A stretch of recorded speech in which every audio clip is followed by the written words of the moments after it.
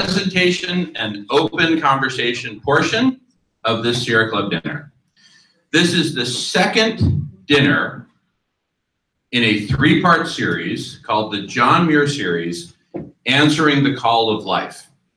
In the first dinner on March 22nd, we focused on the problem of abrupt climate change, its myriad facets, and the best forecast as to where we're headed absent decisive action. And we speculated what might we do in order to prevent this great catastrophe from happening or forestall it, etc., for many purposes.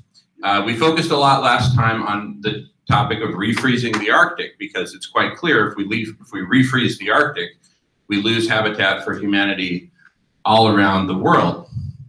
In this evening, we're going to be focusing on a related topic, which is the topic of the nuclear power plants all around the world and what we can do to shut those down or prepare for their shutdown, lest they wipe out all life on Earth in the event that they all go Fukushima, which would likely happen in the event of the collapse of civilization. So I'm going to turn the mic over to Professor Guy McPherson, who was our keynote speaker last time and is our main speaker this time, but this time it is an open conversation. It's an open discussion. So if you have any questions, please go to the other mic, questions or comments. And with that, I'm going to let Professor Guy McPherson kick it off. Please give a warm welcome once again to Professor Guy McPherson. I'm torn here, so we agreed to stand up when we spoke, but then the videographer says sit down, just so I can be on the camera. I love being on the camera, so it's a real dilemma for me.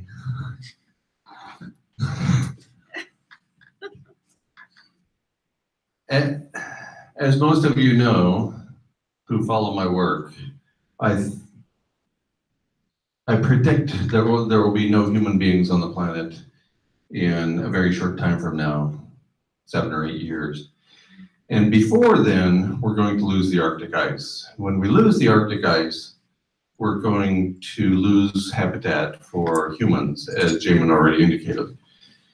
Even the president of Finland is going around the world saying, when we lose the Arctic, we lose the globe. That's reality. And he's talking about losing the Arctic ice and consequently losing habitat for humanity. It won't happen that day.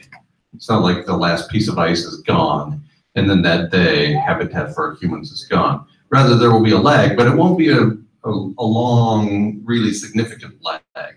We're talking months here, not years. So it's a relatively short period of time. So the question then is, oh, and by the way, the ice-free Arctic was projected to occur in a 2012 paper in the Annual Review of Earth and Planetary Sciences by Maslowski and 3 other colleagues, titled The Future of Arctic Ice.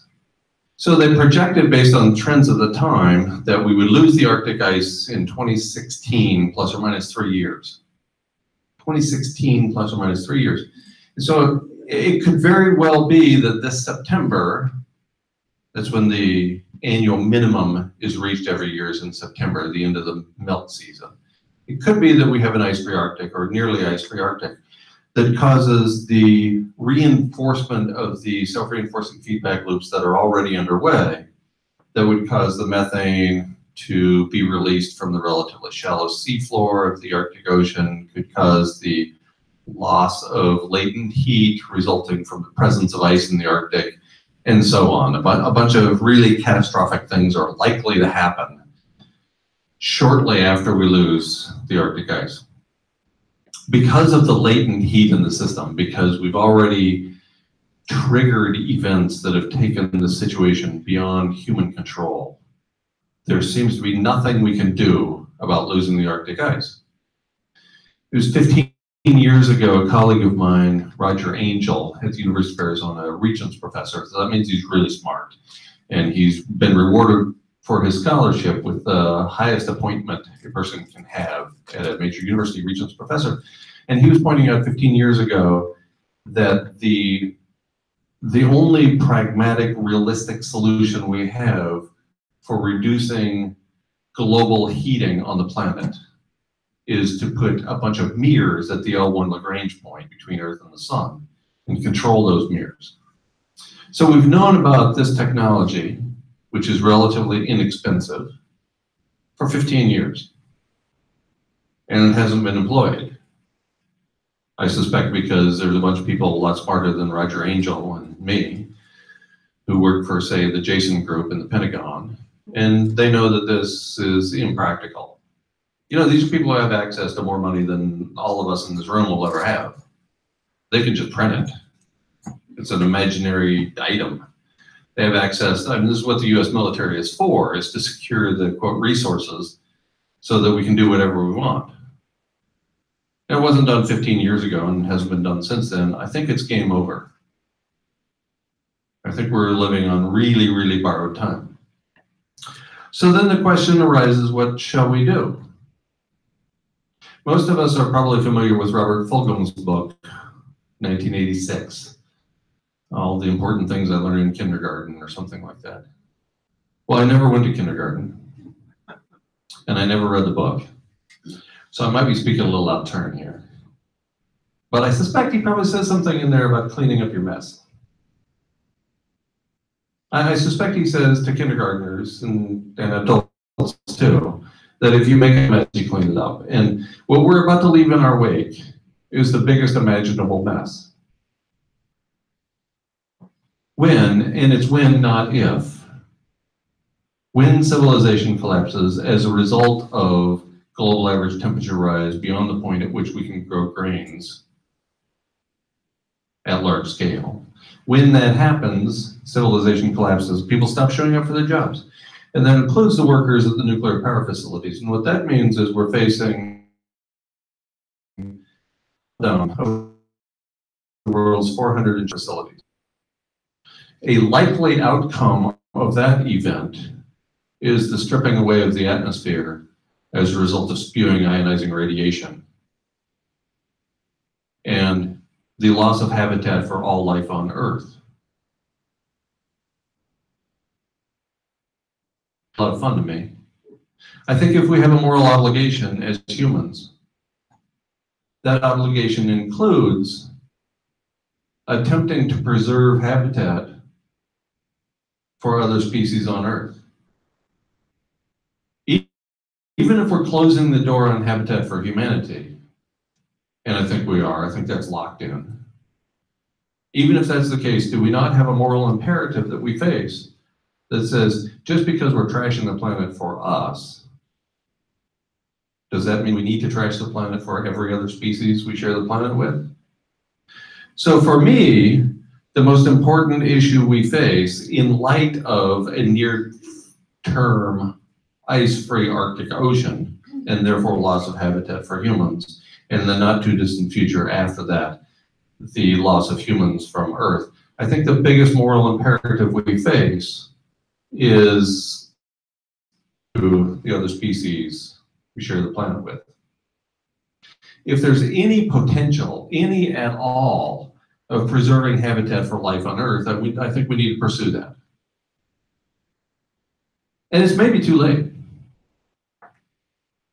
Just like I strongly suspect, as a conservation biologist who studied habitat and extinction and speciation for a really long time, just as I think that we're about to lose habitat for our species and not long as we'll be gone from the planet.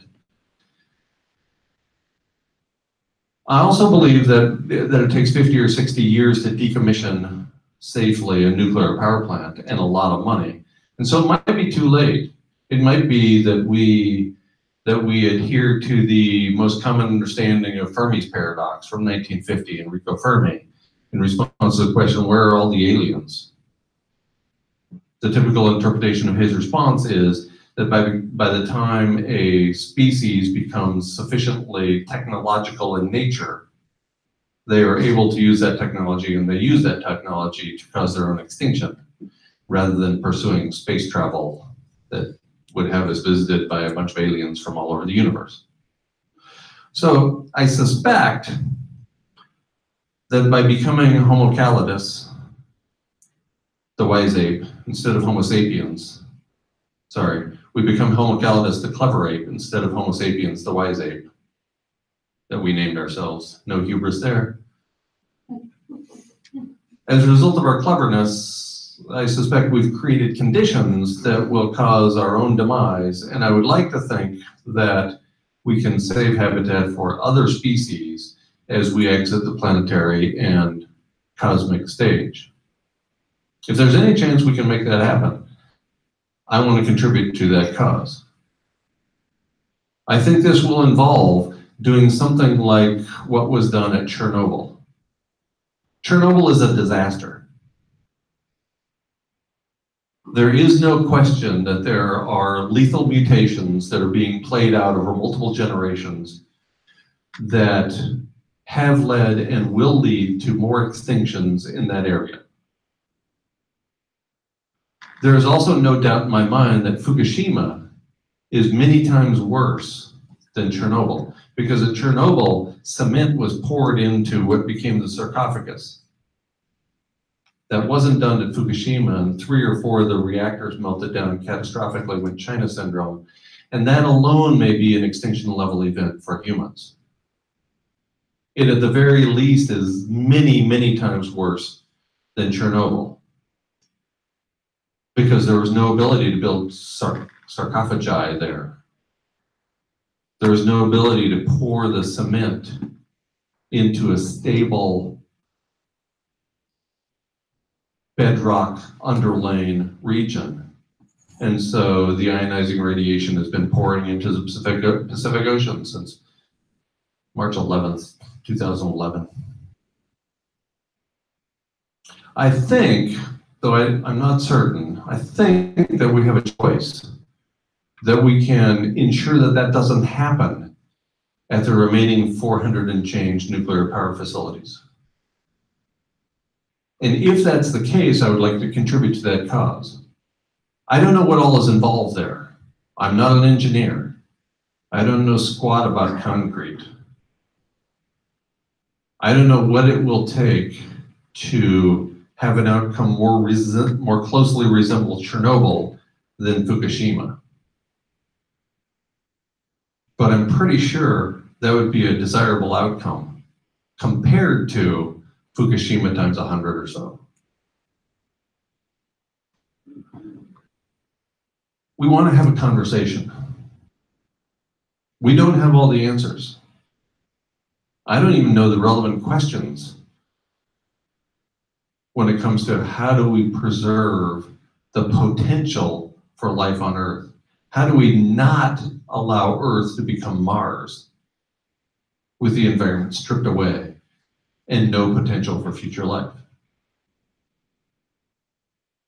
That's why we're opening this up as a conversation, as a discussion, because we don't know. We don't know the answers. I don't know the answers.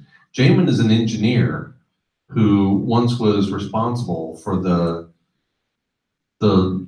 cement production and delivery throughout the country of Mexico. And so he knows the linear programming involved to make those kinds of incredibly difficult logistical problems be solved. But we need a lot more than Jamen and me, because I got like $37. And Jamen is an engineer, and there's just 2 of us. So that's why we're opening up this conversation, because it would be nice if we would have a year or 2 or 6 more years with ice on the Arctic. But I don't think we can assume that. I think we need to act with urgency on behalf of the other species on planet Earth. I think that's what this is about now. I don't think it's about us. I think it's about the potential for the continued existence of other species on planet Earth. I beg you to join me in this cause. Please. Okay. Hi again. Thank you, Guy.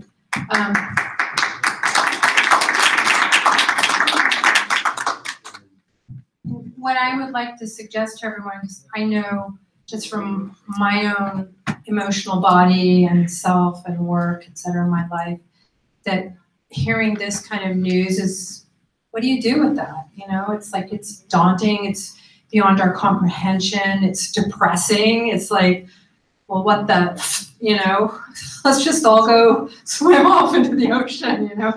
But I do believe we can still make a difference. And I would encourage all of you to empower yourselves and find a way to make a difference. And we're a small group, but all of us know many people and have many connections in all walks of life. And we can, by talking about it, by calling people up, whether it's politicians, whether it's environmentalists, I don't know, bankers, you know, people you know, we can start growing this family and make change. I'll just give you a small example of within my own life. When I met Sadutz, who's a Haida carver, and I decided that I would quit my entire life. I was an architect, I stopped doing architecture, I left Europe, I came back to America, although I did not want to come back to America, and I was determined to join forces with him to create a platform for First Nations people to have a voice to talk about taking care of Mother Earth. That was in 1997. When I first got to Seattle and we started carving canoes, we had a pocket knife and a gigantic old growth cedar tree. We built 5 canoes together with Seattle community. Every single event we went to where everyone served soda pop, we brought water. At the end of 5 years, when we go to those events, everybody brought water, nobody brought soda pop. The other thing we did was we always honored First Nations people. Every time we'd have an opening or a ceremony, we would say, we want to honor First Nations people. We thank them for this land that we are standing upon. And now the government officials of Seattle, King County, when they have their meetings, what do? They serve water and they honor First Nations people and acknowledge them. This is just a little example, you know, but that shows that just little you and me, we can make a difference. And so please, you know, be courageous, be bold, and you know, practice kindness to Mother Earth, but with courage. So I really just wanted to instill that message because, you know, otherwise we're going to flounder in apathy and depression, but we can still make a difference. Even if we're not here in 7 years. Like, I'm not afraid of that personally, but I'm going to use my life here and now until whenever it's time to go to make a difference. Thank you.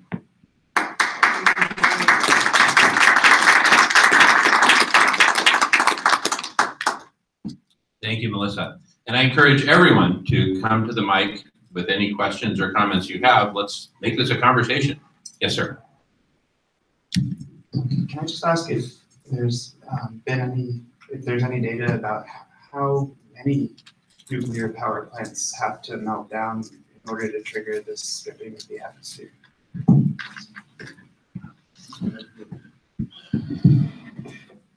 To my knowledge, there is no information about that.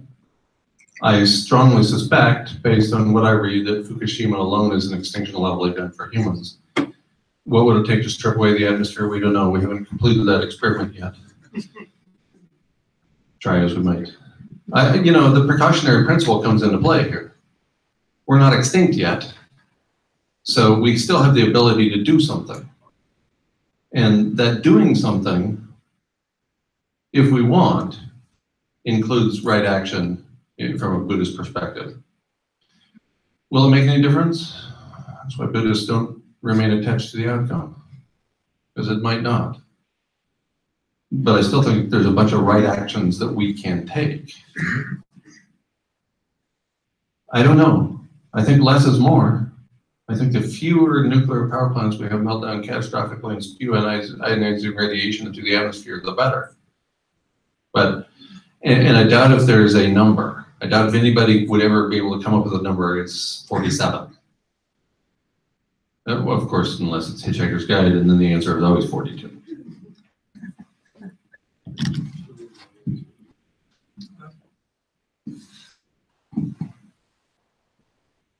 I have a question. Feel free to pull the microphone out. Yeah, there you go. I used to be a city planner, and 60 years ago, we all went to learn how to build bomb shelters.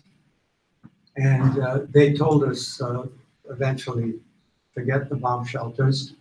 The only thing that will survive are beetles, cockroaches. And I was wondering, how do we teach cockroaches to read and write?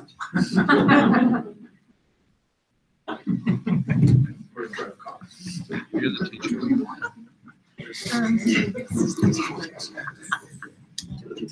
I think they're better off reading and writing, frankly, because I think that there's a wisdom in nature that we've lost. So I'll just leave you with that thought.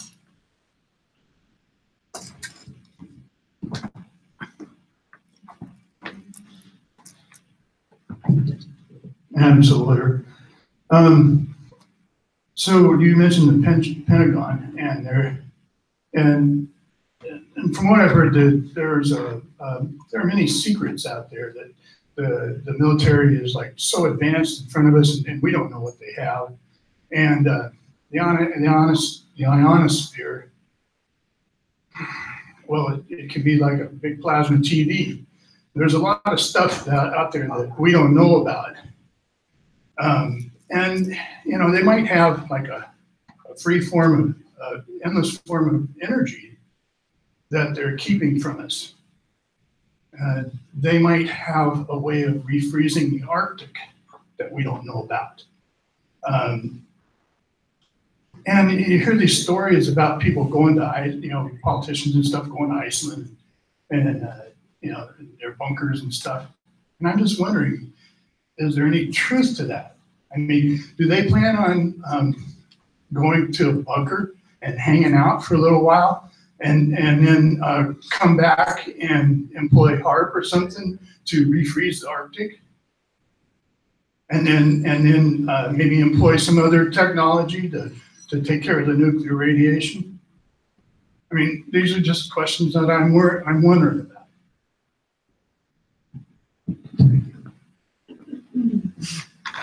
Okay. No, I'll go, really. I don't think we'll ever know. I doubt the technology exists for freezing the Arctic, or we'd be employing it. I don't think anybody wants the human species to go extinct. I mean, there might be a lot of other sentient life out there that wants humans to go extinct for various reasons, but I don't think there's any humans, and certainly not those who benefit most from the system. I don't think there's any politicians who actually are in positions of power who want the system to go away, because then they would lose their enormous privilege. They want a reduction in population. You know, there's an easy way to do that. War. We know how to kill people. Why not just let the Arctic ice cap know? They died too. They died. Because that guarantees extinction. That guarantees the loss of habitat for humans on planet Earth. They're bunkered away. There's, out in a few weeks. listen, if the last human being dies in a bunker surrounded by like-minded sociopaths, is that something I need to concern myself with? Every previous mass extinction event, we're in the midst of the 6th mass extinction on Earth. And each of the previous 5 required several million years to recover. Several million years. The sociopaths in the bunkers are not going to last millions of years. Have you been around those people? They wouldn't last a week around me, or maybe the other way around. I mean, I don't think anybody who is reasonably rational is looking forward to a population reduction with almost certainly means collapse of civilization. You know, Edward Abbey wrote 30 years ago, civilization, like an airplane in flight, remains aloft only as it is moving forward.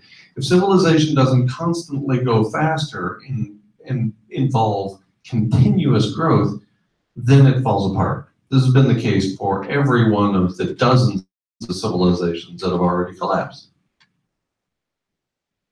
We need more bodies to throw into the breach. We need more wage slaves to keep the system going. If it doesn't grow, it collapses. No rational person is going to start suggesting a depopulation agenda, because that goes exactly to the catastrophic meltdown of the world's nuclear power plants. So we're in this paradoxic situation that we have to continue human population growth, but doing that threatens the very planet on which we live. So it's a paradox. You can't continually grow the number of people on the planet, and if you reduce the number of people on the planet, the whole house of cards comes down. Damned if you do, damned if you don't. And HARP is something that the military abandoned long ago because it wasn't working. Well, I have to make a comment about that.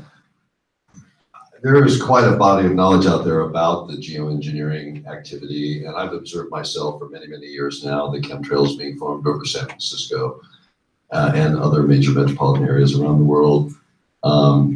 There's sophisticated geoengineering technologies that go on, and they do use ionospheric heaters, which is what the HARP technology is, and that HARP thing being shut down was just kind of a smokescreen. They have way more sophisticated installations around the world and via satellite. And just to go into a little detail, you see the chemtrails up there, and suddenly you'll see like a vibrational looking pattern in the clouds. That's scalar waves moving the air masses and so forth to modify weather. So that does go on. And I think what you were pointing out, that the military and the deep state, whatever, have a lot of advanced technologies that the general public doesn't know about. And I think that's very, very true. And I believe that as this global crisis unfolds, hopefully some of these technologies will come out. And in general, I don't know if you all know Jim Shannon's work, but he many years ago was a consultant to the US Army and had proposed the New Earth Army, which is deploying our vast military forces in remediation projects and building new cities and so forth around the world. And hopefully that's what's going to happen.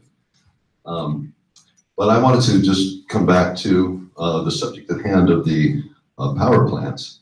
And I'm wondering, Warren Carlinzig is here somewhere, Warren? Or did he take off? Maybe he did. But there's got to be data somewhere, because every one of those power plants, there are different designs, they're located in different situations. So each one of them will have a different profile as to what the methodology will be for shutting it down. So that's one of the first steps in looking at this situation, I would suggest. We've also talked, Jamen, about the idea of communities being formed around these power plants whose mission it is to shut them down over a period of decades, which I think is a pretty cool idea. And we were suggesting the idea that these communities be eco-city kinds of projects, which I think is, I just want to bring that up and see what other conversation might come out following that idea.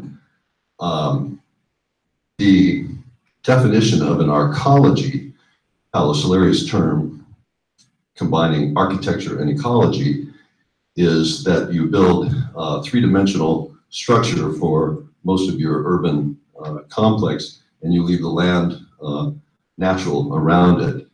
But arcologies are, their designs vary radically based on the environment.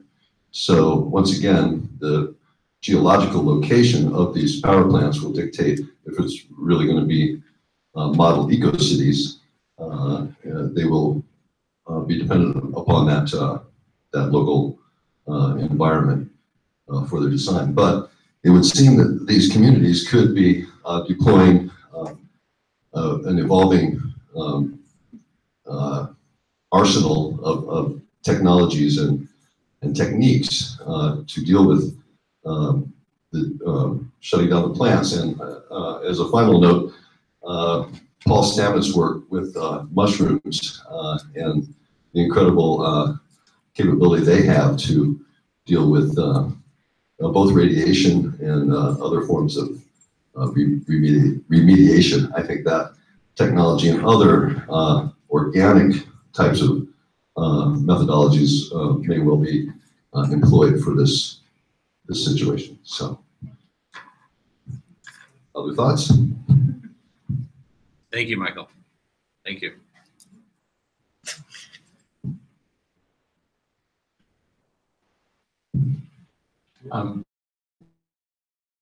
This is probably how collective intelligence to solve these problems, and first define it. If it's saving the Arctic ice or decommissioning all the active nuclear reactors. So that's really the key: is how how can we do this? How can we there's all these ideas that are going on and information, and some of it's good and some of it's not so good, but to decide amongst those ideas, because there are a lot. It's almost an endless amount of ideas. It's selecting the ones that work. And so how can collective intelligence, how does that work? What does that look like? Sure. Thank you. Great question. So those who don't know, the focus of my work, I work with Michael Gosney, who just spoke, speaker before last, and a number of colleagues here in the United States, in India, in France, and elsewhere. We're working very hard to complete a platform for collective intelligence. Our specific version of collective intelligence is called radical collective intelligence, as it seeks to get to the root of the world's most daunting problems. And it is a combination of collective human intelligence working together with artificial intelligence, so that we can better understand the problems, better model Mother Earth and the various life-supporting systems, the Arctic ice, the climate, oceans, etc. And ultimately, to take all this knowledge and understanding and co-create all of the solutions that we might wish to deploy. So let's start with shutting down nuclear power plants. To shut down the nuclear power plants, as Michael Gosney mentioned, one strategy is to co-locate, to build our ecologies next to each nuclear power plant, to store and house people, equipment, materials, tools, fuel, vehicles, spare parts, food, everything that community would need to set about the multi-year or potentially multi-decade task of shutting down and safely storing this nuclear material or preventing it from leaking out. Collective intelligence, I'm sorry? Did you want to speak to the room? No, feel free. Okay, all right.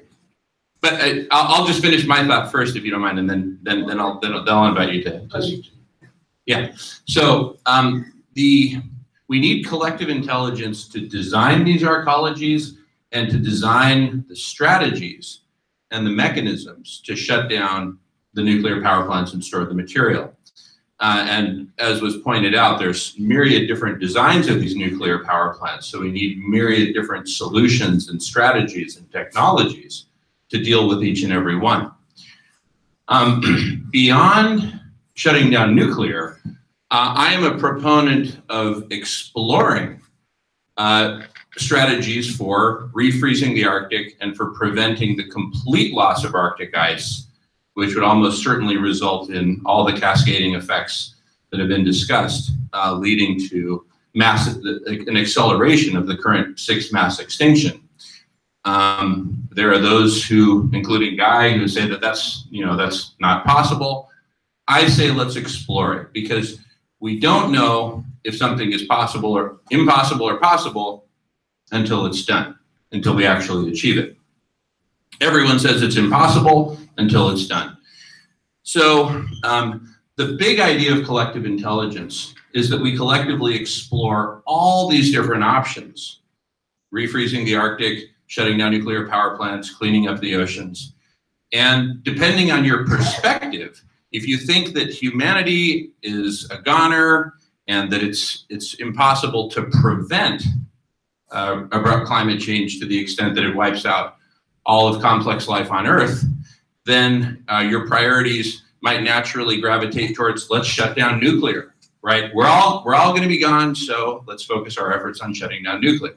My perspective includes that, but also includes, let's do what we can to forestall this collapse so that we can buy ourselves some more time in order to, among other things, build out the arcologies and all the systems and tools and to shut down nuclear properly.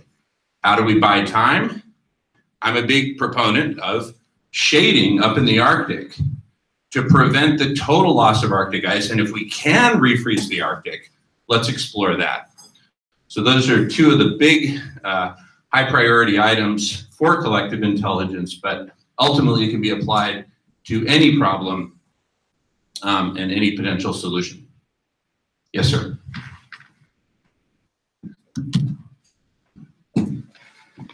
Okay, shutting down nuclear. Yeah, very, very interesting. There's a whole nother school that suggests that nuclear is the solution, not the problem. The 7 billion people in the world don't exist without energy. And the only way we ever got 7 billion was suck out the carbon from the stored up solar energy from eons past and use it and use it and use it and abuse it and abuse it and abuse it. And that's why we have global warming, because all the carbon went up there and the greenhouse effect, et cetera, et cetera. So there are a number of people that suggest that nuclear is the solution, not the problem. I don't know. I'm not an expert. However, your state of Arizona, Phoenix, you can't have that many people live there without AC, and AC is not going to exist without that big nuclear power plant. I don't even know where it's located. It's out in the sticks. It's way out in the sticks. You're not going to put an arc thing there because it's just in the center of nowhere. But it generates all the power that permits the AC that allows the people to live there. And when that thing goes down, there's probably fewer people living there. So I just want to throw that in there as you're suggesting we shut down that source of energy. I don't own stock in a nuclear energy thing or anything, but I am enough familiar with the whole system to realize that energy is what permits us to be what we are. And energy mostly burns carbon and a little bit is nuclear. As, solar is great. Nobody's mentioned that. That's, I just want to throw that little piece out there while you're talking about shutting it all down.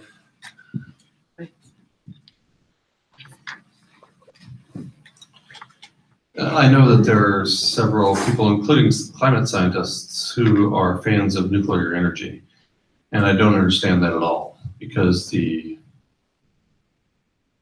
creation of cement, the second largest source of greenhouse gases after the transportation sector, the cement used for nuclear power plants is tremendous. Nuclear power plants don't become carbon neutral until they've been operating for at least 2 decades, at which point they're unsafe and they need shut down.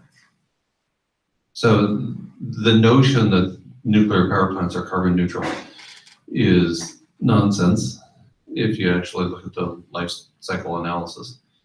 And, the very idea violates the notion that we need to create something over which we have no control. We have never figured out how to deal with the so-called waste. We don't have the slightest idea how to shut one down permanently safely. And yet we just keep marching along as if some miracle is going to come along and save us.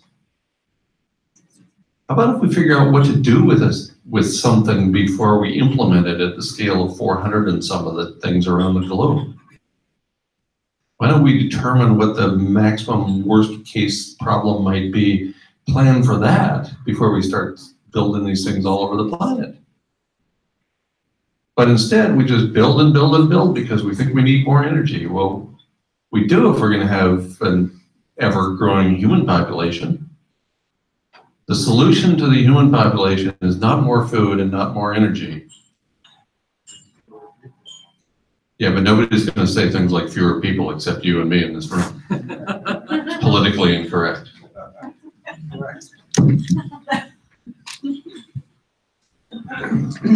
I'm sorry to come back to you guys, but I was talking to Professor Ron Felser, and he was saying that as the ice on Greenland melts, it creates a current that will negate the Gulf Stream. So all of this northern part of this continent, of this hemisphere, will become cooler.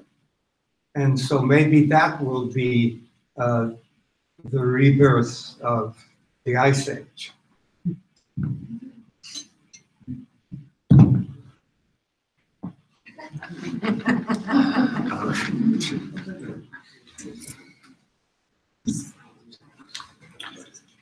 You know, I've actually studied this issue for a while. Yes, the Gulf Stream is slowing down. Yes, the thermohaline conveyor belt has reversed 6 times in planetary history that we know about. Yes, it's likely that we could have a situation that would play out over years or decades, analogous to the film The Day After Tomorrow, when it played out over a few hours. This is why we call it climate change, not global warming, because some places are going to get cooler.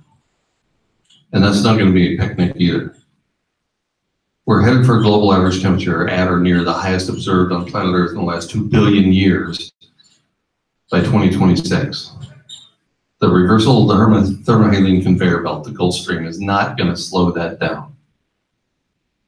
I've seen no evidence to suggest that. I see a lot of reporting about it in the corporate media, none of which points to a solution, none of which points to any slowing of the overheating of the planet that's already underway. We're at 1.73 degrees Celsius above the 1750 baseline, and rapidly going higher than that.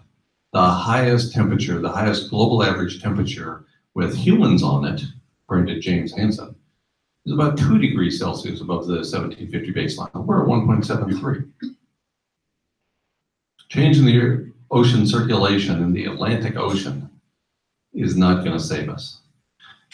The new ice age is not on the way. Overheating has ensured that the next ice age is not going to happen with human beings on the planet. And it's not that I'm happy about this. I wish we were headed for an ice age. We'd be fine. We have technology, clothes, fire. Ice ages aren't easy for big fuzzy beings like us. But overheating, which is actually where we're headed, that's a huge problem.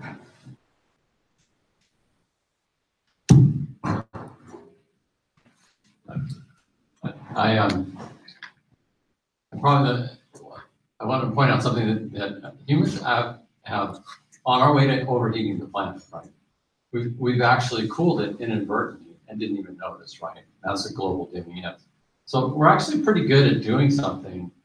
We can affect it in a cooling way, right? So that shadowing of the probably mostly sulfur particles is cooling the planet in a very substantial way, more than we have the apparent heating now. Would you say that, Guy? If it's 1.7 now, there's a good chance for 2 or 3 centigrade, and with the cooling that we've already done. So if we concentrate on unintended positive outcomes, because that's what that is. Otherwise, it would be so hot now if we didn't, by accident, put sulfur particles in the atmosphere. So we know that we can affect the temperature in the direction that we want to affect it. And those are the kind of discussions we have to have. Is like all all the mechanisms that can do that. That was one inadvertent way we actually cooled the planet, maybe 2 or 3 degrees centigrade, but at least something very substantial. And it's those kinds of things that we have to look at and see how can we push it in the direction we want to go, and what are the negative consequences, but also what are the positive consequences? What are the different mechanisms? That was one accidental mechanism. We cooled the planet more than we've heated it up to this point. That's pretty amazing, and I just wanted to point that out. Thank you. Yeah, let me fill in a couple of blanks here, because what James is talking about is a phenomenon called global dimming. At the same time, industrial activity produces greenhouse gases, which warm the planet by trapping heat with the atmosphere. At the same time we're doing that, most people are familiar with that. They're familiar with the greenhouse effect of industrial activity producing these greenhouses. There are 40-some greenhouse gases that are trapping heat, holding in the planet that comes from the sun. At the same time we're doing that, industrial activity also produces particulates, aerosols associated with burning poor quality coal. You've heard about clean coal? Clean coal is the dense coal that doesn't have very much sulfur in it. The really keep the planet cool through global dimming is the really bad stuff. Poor quality coal, quote, unclean coal, is the best we can do. By burning high sulfur coal, we put sulfates into the atmosphere, which serves as an umbrella. So at the same time industrial activity is producing blankets known as greenhouse gases, industrial activity is also producing umbrellas known as sulfates that keep us cool. And so far, the cooling effect appears to be greater than the heating effect. Consequence that, we've known about the greenhouse effect. The earliest refereed journal paper on the subject was in April of 1896. We've known about that for a while. It was by Svante Arrhenius, who went on to win the Nobel Prize in chemistry. But we didn't know about global dimming, according to the refereed journal literature, until December of 2011. 115 years later. So this is something that's relatively new, something that we didn't know about for a long time, an unintended and so far positive impact. But if we turn off the switch of industrial civilization, if we stop burning that coal and putting those sulfates into the atmosphere, the planet heats up catastrophically quickly. So it's a paradoxical situation by which industrial civilization heats the planet through greenhouse gases. And if we stop producing greenhouse gases, we also stop producing the sulfates. Global dimming goes away and the planet heats up even faster. So that's awkward. So you're right, there's a lot of things we don't know, which is why I constantly refer to the notion of the precautionary principle. We don't know things, so let's take the most precautionary route. And instead, what we've done as a species for some 300,000 years is throw caution to the wind and go for whatever makes us happy in the moment, as nearly as I can tell. Thanks for bringing that up. People always tell me I should talk more about global dimming because most people have never even heard of the concept. And you give me an opportunity because I always forget.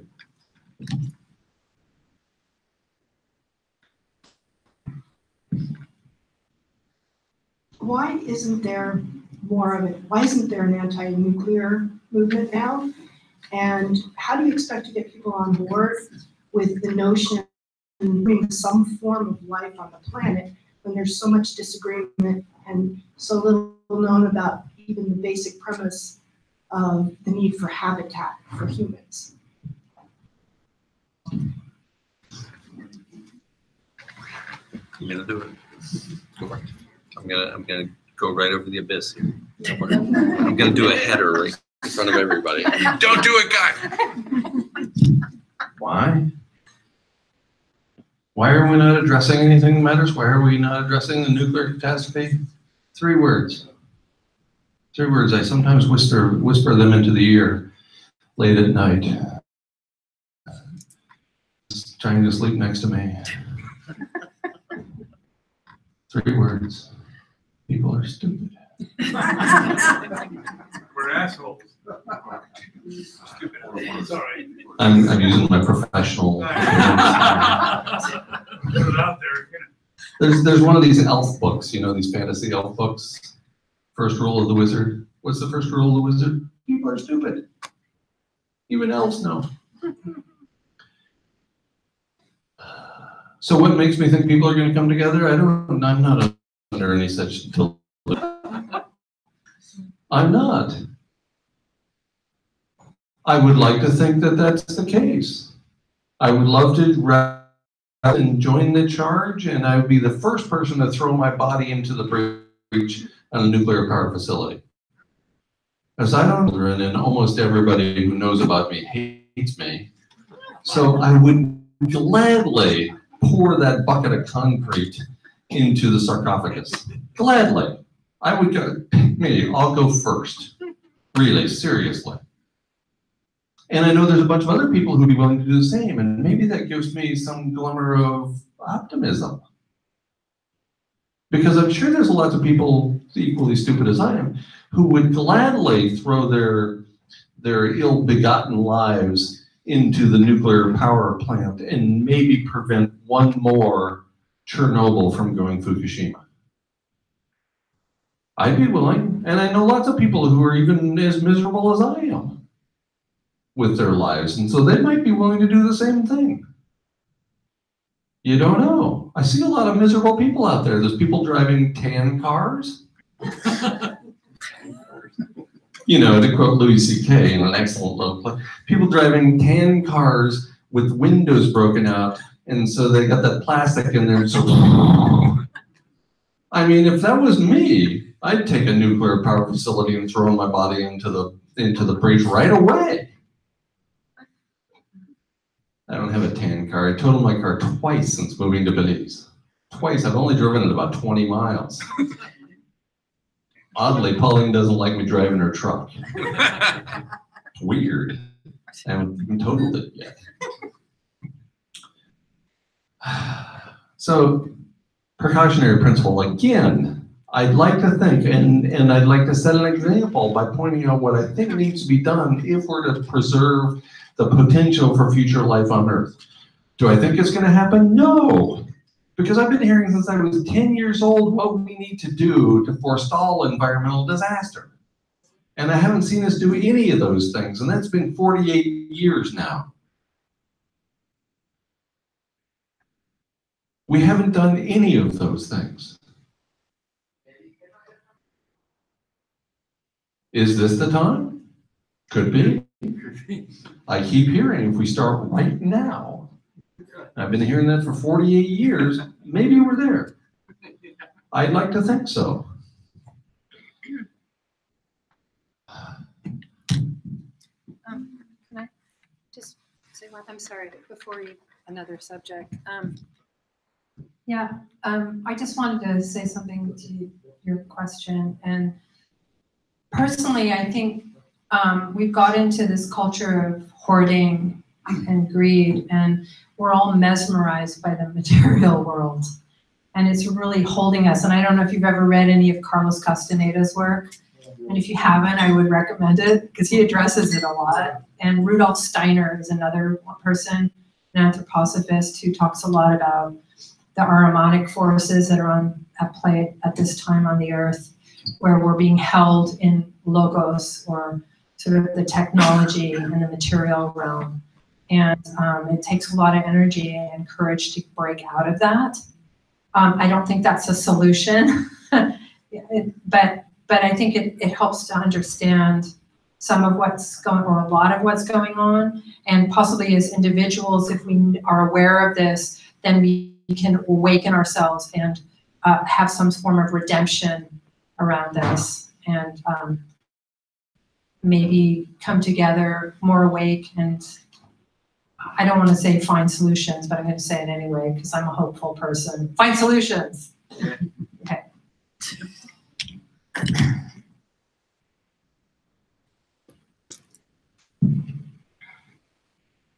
I just want to go back to the global dimming idea. One of the speakers earlier mentioned has been proposed to put mirrors up in the space between Earth and the Sun, and which is technologically probably feasible if we think about it. You know, if you look at the Sun, if we can diminish 2% of the heat coming down to Earth, that could easily cooling the Earth by maybe less than the 2 degrees that we keep for. So being a positive person, and we all want to be, I think that it's potentially a solution, even though nobody had done it, but it's been talked about. And perhaps if we just look into a both combination of economical feasibility and technological feasibility, maybe there's a solution. So I just wonder if I have looked into that.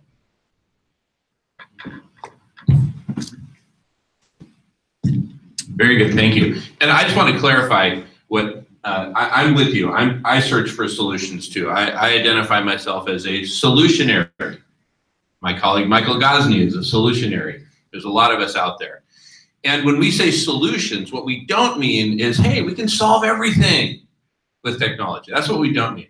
If we do nothing more than build the arcologies to shut down the nuclear power plants, that is a successful solution. And then we all die, okay? That's still a successful solution. We've shut down nuclear. We've at least given Mother Earth the possibility to bounce back, even if it takes millions of years. And to your point earlier about the global dimming, here we accidentally cooled the planet by about 3 degrees C with our coal-burning power plants and other sources of particulates. So if we can do that by accident, I think it's kind of where your point was going. What if we actually put our heads together and overcome our collective stupidity, for Guy's three-word thesis, which I agree with. People are stupid. You're looking at a stupid individual here at the microphone. But my hypothesis is, my thesis, if we come together and form a collective intelligence and a movement to build this collective intelligence with more and more members and more technology, if we could cool the planet by 3 degrees by accident, and we form a collective intelligence that's orders of magnitude smarter than us stupid individuals, we might be able to intentionally achieve some degree of cooling. It's possible, it's physically possible. So my thesis is that the most urgent thing is for us to come together, as we are doing right here tonight, continue coming together, and form a global movement and a global community, coming together in person, coming together online. That's what my organization, radish.org, Pioneer of Radical Collective Intelligence, is all about. Enabling people to come together online so that we can form myriad impromptu and organized groups to grapple with these different questions. You see, in this room, we've got a lot of different expertise, and this is a form of collective intelligence right here. You come to the microphone and contribute your thoughts, contribute your ideas, contribute your knowledge to the conversation. That enriches the conversation. Now imagine that there are millions of us engaged in this pursuit of exploring what's possible. What's possible if we put our minds together and all of our knowledge and all of the accumulated knowledge on planet Earth. For example, take academic journal articles, science, engineering, and otherwise. Imagine that we were able to tap into that in a systematic way. That's a big part of what radical collective intelligence is all about. I talked about that at the last dinner on March 22nd. Got many hours of content on YouTube about the topic.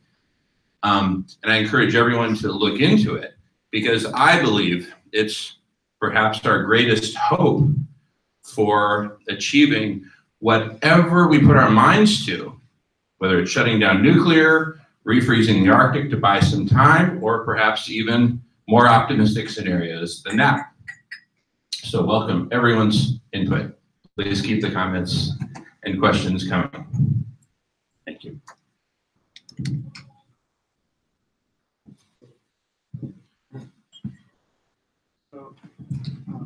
trying to think about this idea of shutting down the power plants.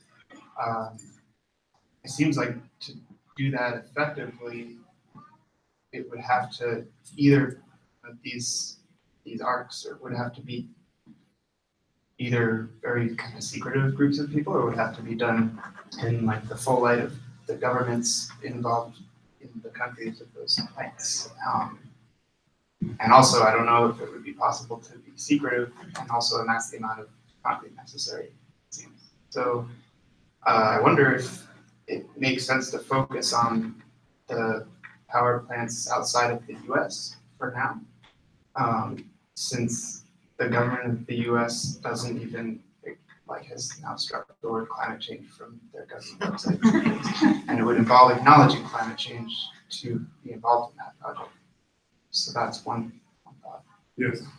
Which was the other reason I asked how many was, that this happened. Sure. Well, I just wanted to point out, maybe remind us that we're not, there's an ongoing, long time movement against nuclear and for nuclear, and it was pretty astounding that Stuart Brand came out years ago with his new Whole Earth Discipline book, where he was saying nuclear was the only option now, and GMO was cool, and it's like, what? But I just want to remind everyone that we're talking about this situation when we have these catastrophic events going on, that we need to deal with the nuclear power plants. We're not talking about protesting the nuclear power right now. That's not the main thrust of this discussion. It's about what do we do with them located on the water or in different areas that are impacted, and most of them take apparently 30 years to decommission totally, right? Something like that. So we're just talking about dealing with a severe situation.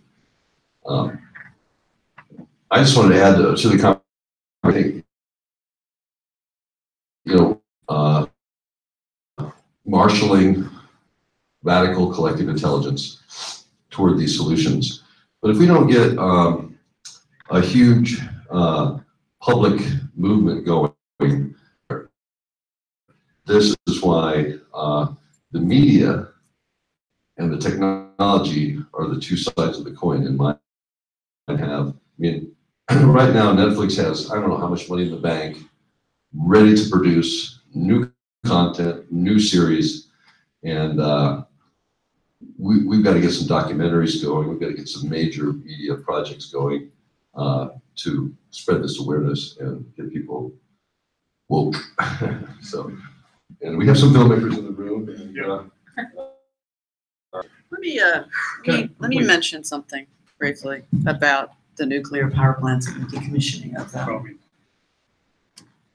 In 2013, I was in the where they had a forum on lessons learned from Fukushima, and at this forum was the former Prime Minister of Japan and Greg Jasko, who was the former commissioner, the nuclear commissioner of this country, who had resigned because he couldn't get safety the safety checks that he wanted to have installed in all the nuclear power plants, whether they were not being built or being run, he couldn't get anything passed. And I asked him a direct question. I said, how long does it take to decommission a power plant, which is different from closing it? You can close. Decommissioning takes, he said, 50 to 60 years. 50 to 60 years, not because they can't do it, but there's not enough money to do. And they leave that job up to the power company that owns the power plant. So in New York, where I lived, we have Indian Point, which is 3 reactors, and 2 of them are shut down now, but 1 of them is running without a license. It's 35 years old. The license expansion, if you were driving your car without a license, they're running a nuclear power plant that can kill 200,000 people in a 50-mile radius. Now, that's criminal. So if we can't When can we stop? And to your point, we can't do these things secretly. We've got to do it in light of day, presently. Let everybody know this is what we're doing because you guys are stupid and you're not doing your jobs, protecting the people. And if a power plant melts down, it's not insured. Everybody loses their property. We all lose. And people don't seem to know these things or care. As soon as, we're going to put in a power plant, jobs. No, that means prostate cancer. That means breast cancer.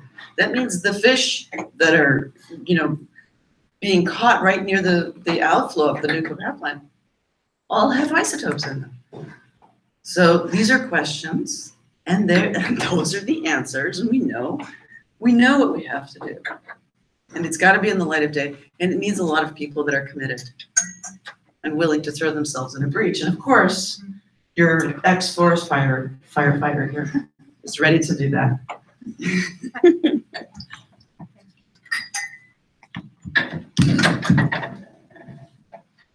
Jim McGreen brought me here. I lost my home in the Sonoma fires. Complete destruction, everything we had. 150 projects, all my history, everything gone. My life has to be reinvented now. What is this thing that happened to me? What is it? Climate change. It is, PG&E says climate change.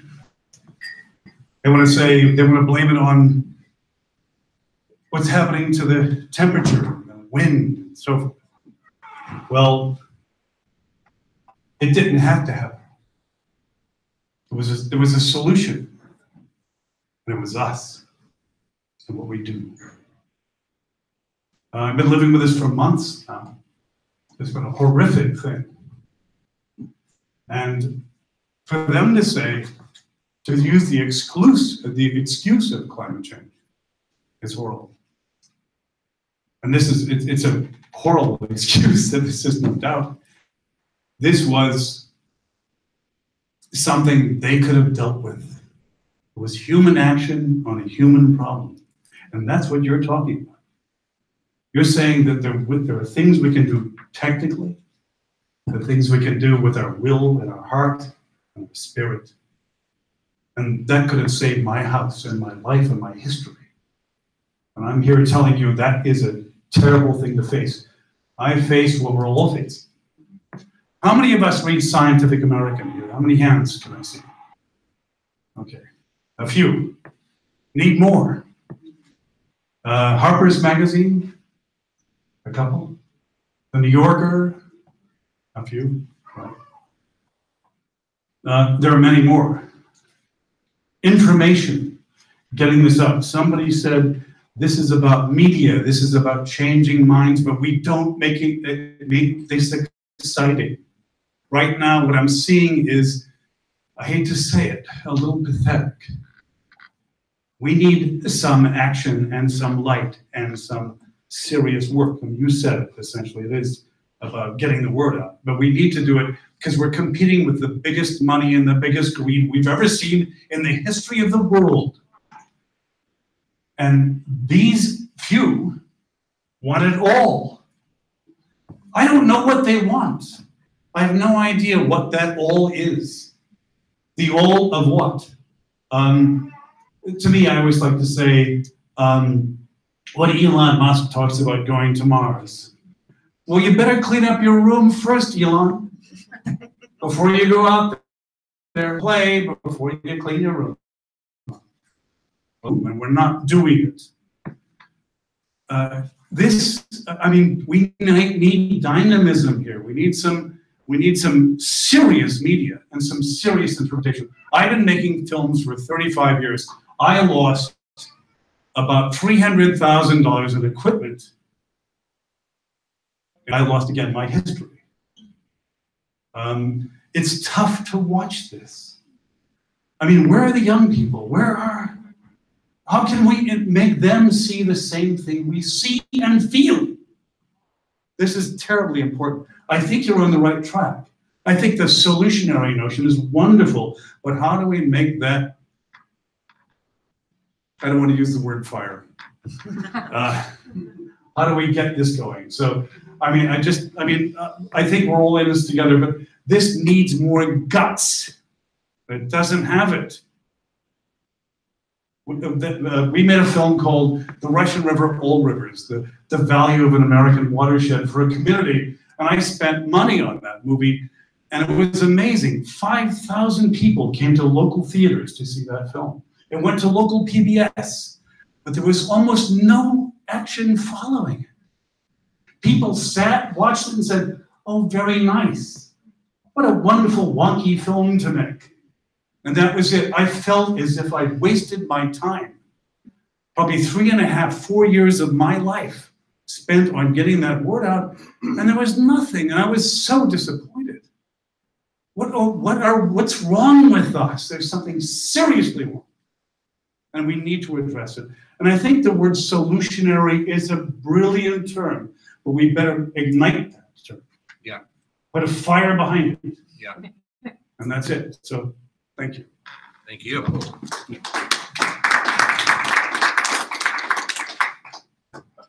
I just say something? Sure. Sorry. I'm a tennis player. I gotta hit the ball back. Yeah, thank you very much. We're all passionately committed to this. So, I mean, I can imagine Bobby's pretty tough now because song for a long time. And you kind of burn out, I imagine, you know? It's like, how many times does a canary have to tweet before it croaks, But you know? can't. Well, but hang on, I'm not saying that you can or cannot, I'm just, but we are passionately committed to this and we live this every day. I get what you're saying about where are the youth. I have this kind of cynical view that I think it's gonna take a huge crisis to wake people up. Just like, I'm so sorry you lost your house, but I think we lose, I'm not saying this for you personally, but I think often loss can bring awakening for people, and that's just how it functions here on this earth. But And this isn't a mystical discussion. This is real. This is science. yeah, but they're This is not, what happens. I'm sorry, right. We can't look to the gods and ask them to save us. But, This yeah. is real. These two guys are spot on. right, They're but you spot know, it is a mystical conversation as well as a real physical one, because there are different things operating in different realms. They're just not visible. Not to me, And- of course. Well, that's okay. You good can word is believe what you conscious. want to believe. Consciousness Consciousness, is right. good. If you want to call it that, that's fine. That's fine. We all have different ways of calling it, and it's still the same thing. Spirit, consciousness, So, morphogenetic. yeah, this is good. This is heating up. I like it. Exactly. All right, let's keep the heat going. No. Yes, Yeah. good. Let's get it. The young people know. The young people know this is happening. And that's why they're not here, because they're living. Thank you. They know we're done. If you sit down with them and talk to them, they know. And they're sick of our bullshit. Yeah. Frankly. They're tired of it. They're like, you guys ruined it. What do we You do? ruined it for us. What do we do? What do you, what?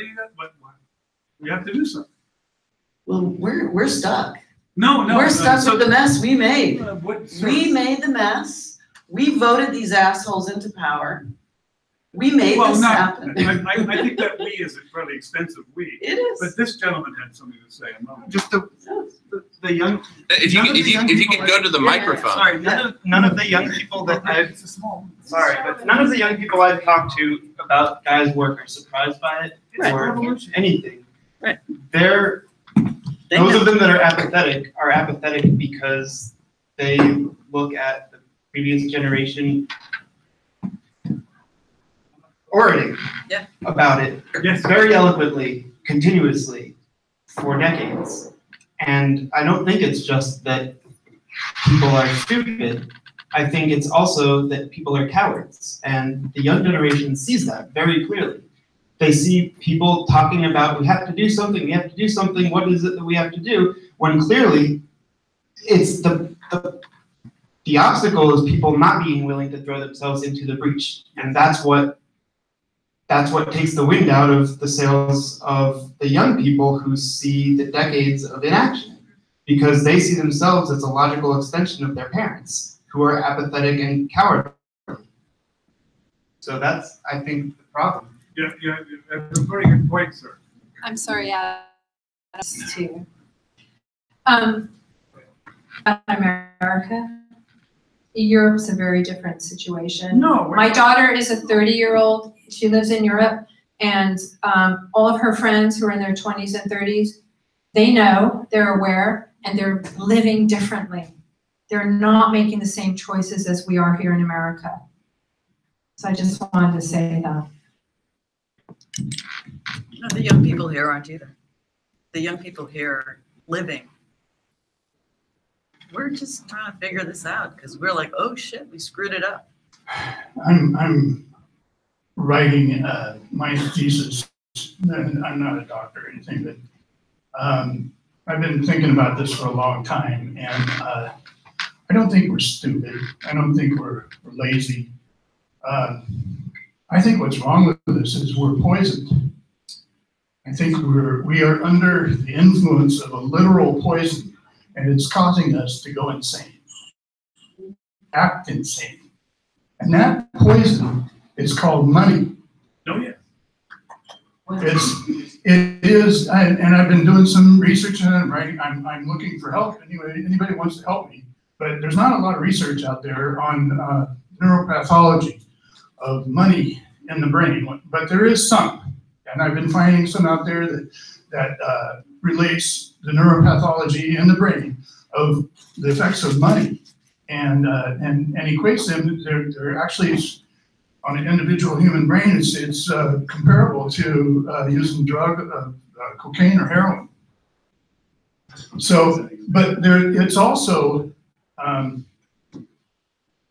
it affects us as a human species. I mean, just the way money works. For instance, for example, what is the true leader of a corporation? I mean, the corporations are what really what's making what's running the country. Our government is pretty much bought and paid for by corporations. Well, what's the real leader of a corporation? Is it the CEO? I don't think so. In fact, I think that the real leader of a corporation is not a living human being. It's a concept. You could say it is a spirit. I say it's a poison, because I don't like the word spirit, because spirit conjures up supernatural forces. But like if a person gets rabies and goes insane, we know that the person goes insane because of the poison that's in him. So it makes sense. We don't call out the witch doctor or the exorcist to fix the person, because we know what's wrong with them. Could you do me a favor? Yes. Could you ask how many people in this room think that greed plays a factor? Is a Greed, part of this? greed. How many people in this room think that greed is a serious factor in this? And If you could repeat the question into the microphone, that would be great. Yeah, the gentleman asked me to ask the room if greed is. How many people think that greed is the problem? Okay, let me explain something. Two hands. Let me explain Two something. greedy hands over there. Greed is a byproduct of the poison of money. Human beings cannot help but to. It's like using heroin. Once you start using it, you're going to get addicted to it. And the closer you get to it, it's like radiation. The closer you get to it, the sicker you'll become. So these people that are rich, that are the so-called powers that be, they're just human beings like you and me. Some of them are probably benevolent. We don't know. Can I interrupt you again to ask how many people here like money? Everybody likes money. Okay, I like money. It's Everybody like money? mediocrity. I like money. We all like money. I like money. No? We can say we don't. We No. we think we like money. But I'm just saying, if you had, somebody gave you we think we like money, but it. Capitalism. Okay, Capitalism is the problem. But the true leader of a corporation is not a human being, it's money. Because it's made of a CEO who will get fired if he doesn't make money for the corporation. So then the thing that's really in charge of the corporation is the stockholders. But they don't know because they're invested through mutual funds. So they don't know what's going on. All they care about is whether the stocks go up and down. So the CEO gets pressured by the board of directors, who gets pressured by the stockholders. And the next thing you know, his lower managers, and the lower manager does based on money instead of common sense. He doesn't buy the valve. And the next thing you know, the Gulf of Mexico is filled with 200 million gallons of oil. It all relates back to money. And another thing I want to say is that the U.S., the United States, we started everything. And we took oil out of the ground and combustion engine, and we started the Industrial Revolution. We're the ones that brought this on the world. We brought on nuclear power. I mean, we should be the ones leading the world out of this. Yes. And I like RCI because the first logical voice at a place where we can actually use artificial intelligence and put this engine together, we can start, finally we can start making good sense because we're not influenced by money. Radish power. So yeah, kudos to radish.org. Thank you. Thanks, Adam. And I just want to say something really quickly, Adam. I think we forgot that everything is sacred, and we stopped treating water as sacred, the land is sacred, and the air is sacred, and First Nations people know this.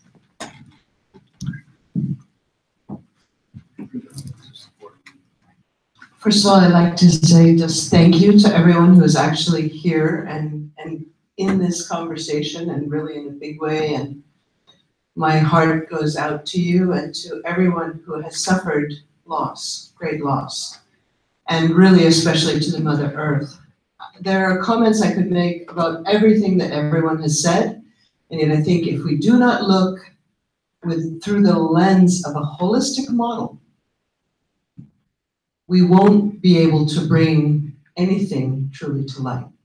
So in other words, while we're talking about toxicity, corporate capitalism tends to run a pretty toxic wheel because there tends to be a lack of morals, a lack of ethics, a lack of respect for Mother Earth, for the air, for the water.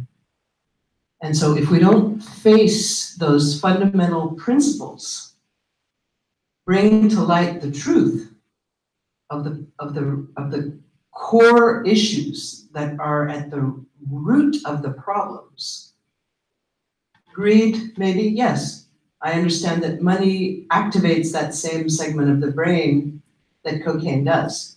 Some people are highly addictive and some people are less addictive. The opioid crisis that we have in our nation, because a certain family was very, very determined to make a lot of money getting people involved in opioids.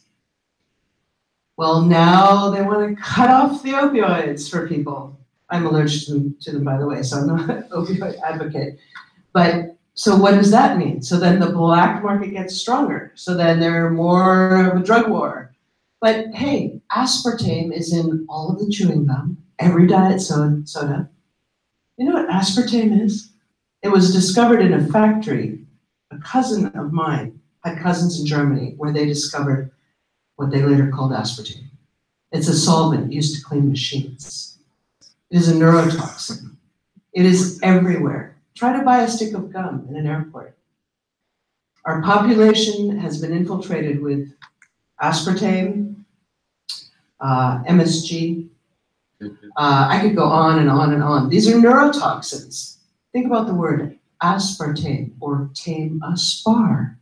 So people who want to dual, who actually want to get into it and make a difference, forget it. That a lot of things have been planned way ahead of time to keep everybody harnessed on that little hamster wheel, serving the machine, because once the machine came into being, then there had to be worker bees, but there had to be consumers too.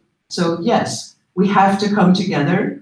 We have to clean up our systems as best we can so that we can stand strong, clear, address the real problems with real solutions. I just want to say. Thank you, Julia.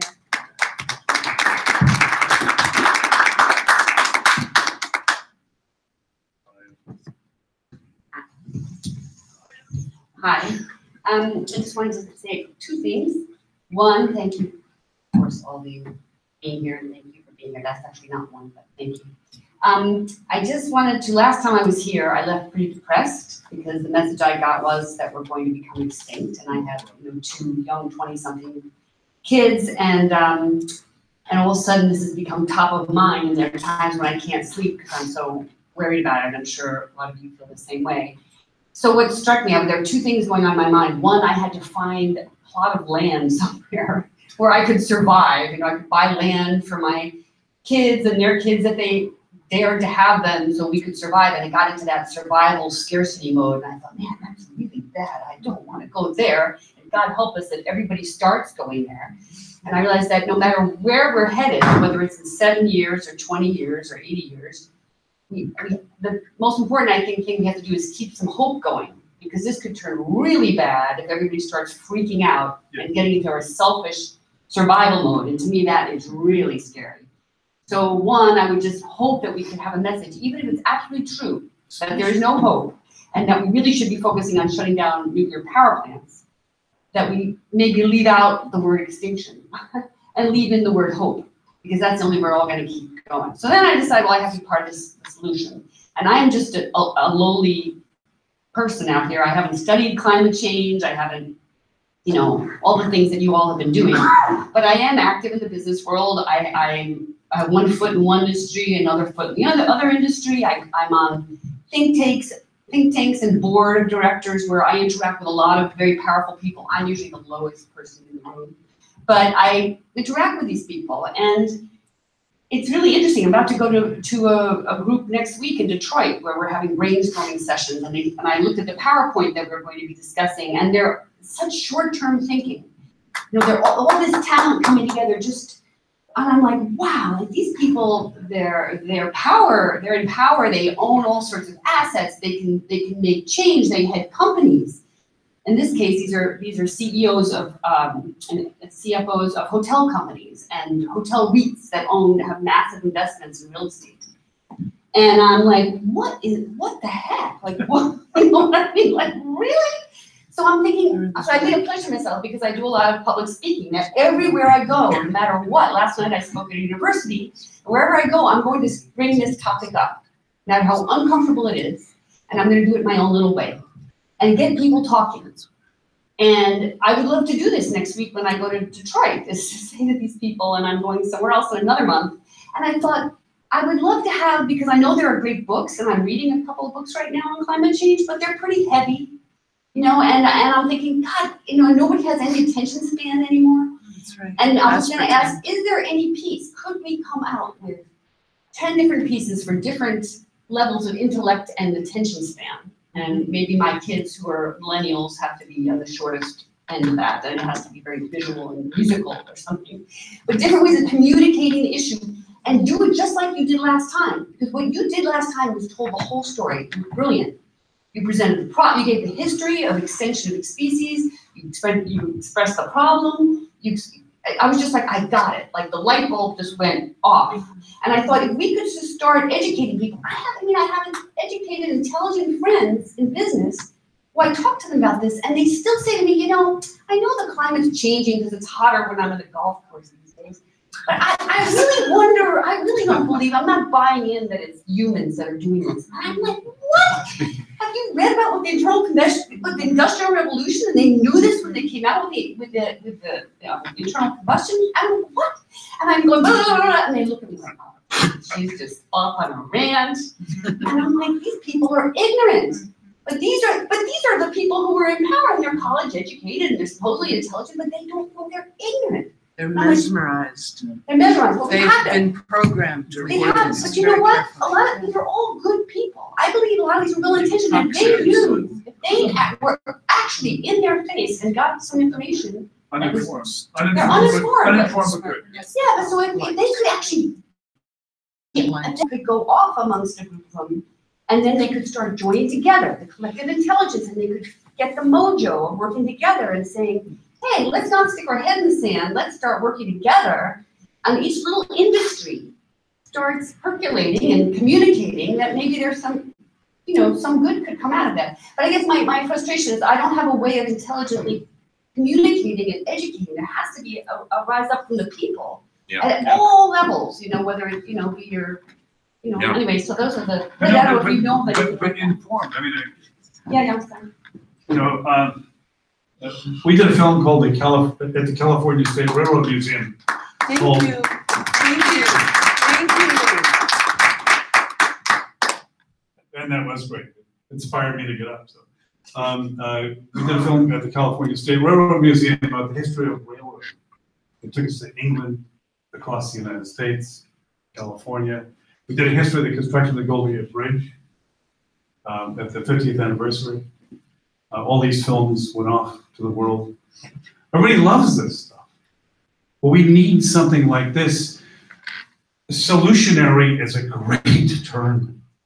It's a great, oh my God, it's a great term. And that's the thing that'll hook. I mean, I may think your information is not the best, but you're good, you're doing well, you're brilliant, obviously. This is something that we need to do. We need this to get promoted. That's all there is to it. I mean, what you said, it's so true. It's amazing. It's amazing. It's got to get out there. But I mean, with us, look at us. I mean, we're like the dirty dozen.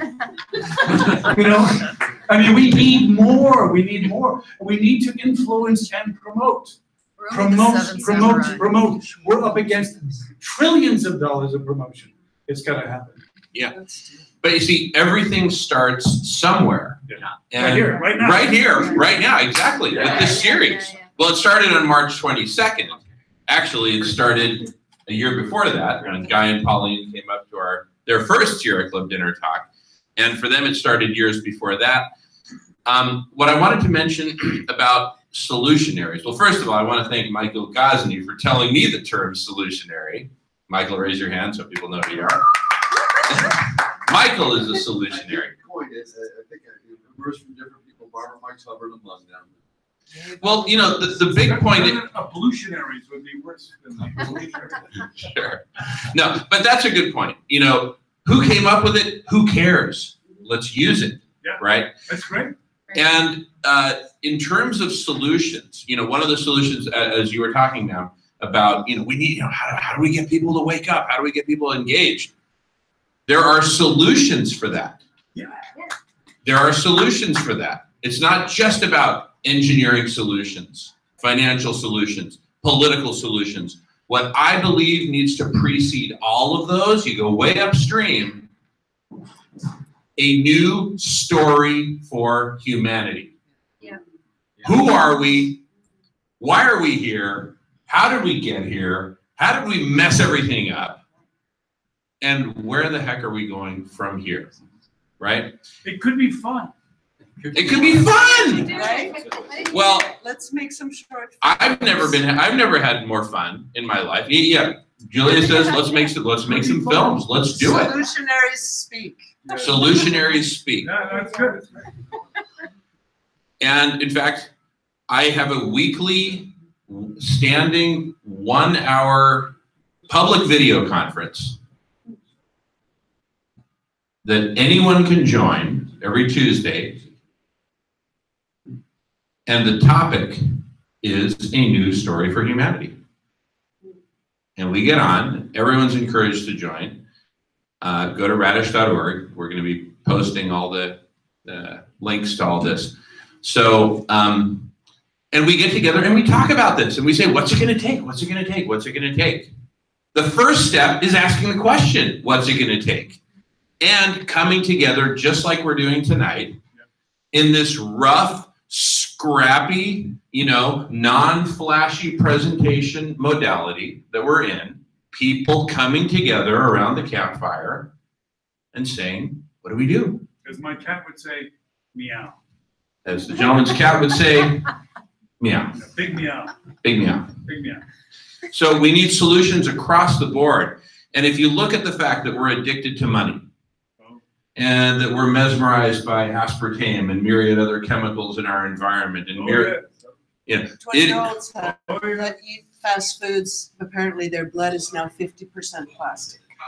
The young people that are eating fast foods on a regular basis, a new report is showing that the 20-year-olds who are in the fast foods on a regular basis, their blood is showing that they are about 50% plastic themselves now.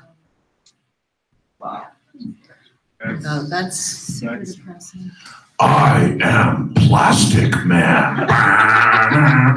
So look, we've just got, it's a cluster mess of problems upon problems upon problems upon problems. And taking full stock of the cluster mess of problems that we're all facing, Mother Earth, humanity, all species, that's what inspired me to set upon this journey of radical collective intelligence. I realized these problems are way too big, way too entrenched. There's way too many of them. They're coming at us from every angle. And it's too much for any one of us to cope with. But if we all come together and realize the dream and the potential of radical collective intelligence, we can create a form of intelligence, orders of magnitude greater than anything witnessed on Earth. And bring the kids. And bring the kids, bring everyone. Because we need the elders. The elders have so much knowledge and wisdom from decades past, before we got so immersed in radiation and aspartame and all these things. And we need the youth, and we need everyone in between. We need all of us to come together. Super solutionaries. Well, the ultimate solutionary is all of us coming together. Super. So, more comments, please. More questions. This is what I'm talking about. We're doing it right here. It may seem kind of, scrappy and thrown together, but how else? How else other than people coming together and talking and sharing ideas and building upon those ideas? Thank you. That's super. You can go all over the internet today and find out all kinds of information about the problems. I mean, but there is no place to go to where are the solutions. And that's what I like about the whole concept of radical collective intelligence is finally there will be a place where we can go where the solutions are gathered together. And we can look up what we need to look up. We can offer our own inputs, and then this artificial intelligence will assimilate this information. I mean, it's apparent the government's not going to do it, and we all know that they're run by the corporations. And I really like what you said about the you went to these meetings and these people they're just oblivious to reality. But these are good people. So why are they doing it? Why do we do all this? We do it because we've made money our motive for survival. So they do these things. They think they're doing good. They're just doing like everybody else. They're making money so they can survive. So they can send their kids to college. And so that's where I believe that, or I think that money is a poison. How about ethical capitalism? I don't think there's any such thing. No. Well, actually, since you brought up ethical capitalism, one of the solutions that we've been developing within Radish, within Radical Collective Intelligence, is precisely a new mode of production for the global economy, which we call a compassionate economy. Yes. And anyway, a lot more on that up on radish.org. But the gist of it is that companies no longer operate for profit, for hoarding, but that all profits must be donated to the appropriate causes, the appropriate projects, so that all businesses, all compassionate businesses, and we've trademarked a standard that we're developing for this called CCC, certified compassionate companies. Think like certified organic. A premium on compassion. Exactly.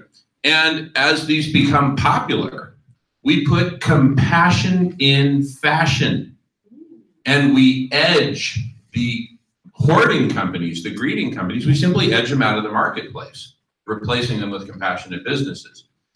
So in my mind, there are solutions to everything. We need to come up with myriad solutions, and like a Swiss watch, we need to get the gears and the pieces to fit together. This is a monumental task. I would say impossible for a single human mind, but eminently possible for radical collective intelligence. Worth a shot. It's worth a shot. It's worth a shot. What else are we going to do? Right? Yeah, go ahead.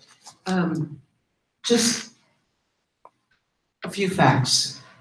This is actually the reason I mentioned aspartame. This is from the Ecologist magazine, September 2005. Ecologist magazine out of London. I'm not going to read you the whole article, but it does go on to say when did it get approved, how, etc. What I do want you to know is that the conditions mimicked by aspartame toxicity include multiple sclerosis, Parkinson's disease, Alzheimer's disease, fibromyalgia, arthritis, multiple chemical sensitivity, chronic fatigue syndrome, attention deficit disorder, panic disorder, depression and other psychological disorders, lupus, diabetes and diabetic complications, birth defects, lymphoma, Lyme disease, and hypothyroidism. So the reason I mention aspartame, obviously that's not the only problem. It's just one of the many factors that are influencing the fog, the illness, the depression, the ADD that a lot of young people and older people are getting loaded with medicines to deal with, but actually holistic doctors find that when they remove the toxins from the patient's lifestyle or daily consumption, then the symptoms go away. So I think everything that we're saying is really important, but I, again, want to speak to that fundamental need for a holistic approach to the equation. That's all I have to say. And the need for holisticity, a holistic approach, undergirds what we do on radish.org. In fact, there's three major kind of components to radish.org. There's the conversational domain, which is what we're having right here. For me, that's the engine of all ideas. There's people coming together and bouncing ideas off each other and saying, well, I never thought about it that way. Well, then if we did this, you see, this is this dynamic, and it can only happen when people come together, whether in person or online. So that's the conversational domain. And the second of the three is what I call the toposphere, the sphere of all topics and taxonomies of topics, so that they're structured, they're organized in a network that makes sense, a logical network. So the toposphere. The third realm is, Julia, we call global holistic modeling. We need a model of all of Mother Earth so that we can say, okay, if we do this, what would be the impacts? And we can run myriad what-if scenarios. And by generating myriad solutions, we can actually model individual solutions, and we can model combinations of solutions until we come up with that optimal combination of solutions that will get us to where we can go and want to go. There's a lot of different possible paths we can go forward from here.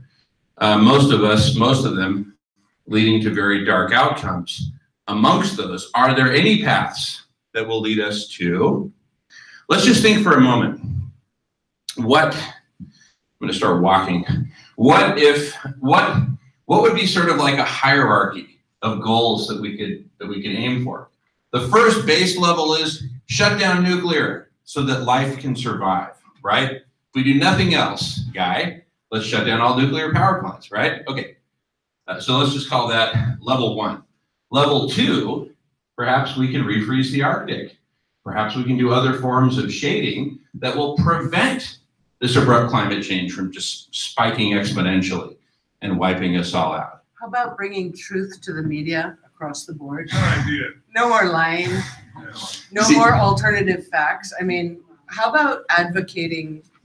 No, but I mean, honestly, when or how, what will it take to get the truth out? Let's pull the wool off the eyes all the way around, but only if there's enough citizen pressure on government, local, regional, state, national government. Only with our pressure will there be a response.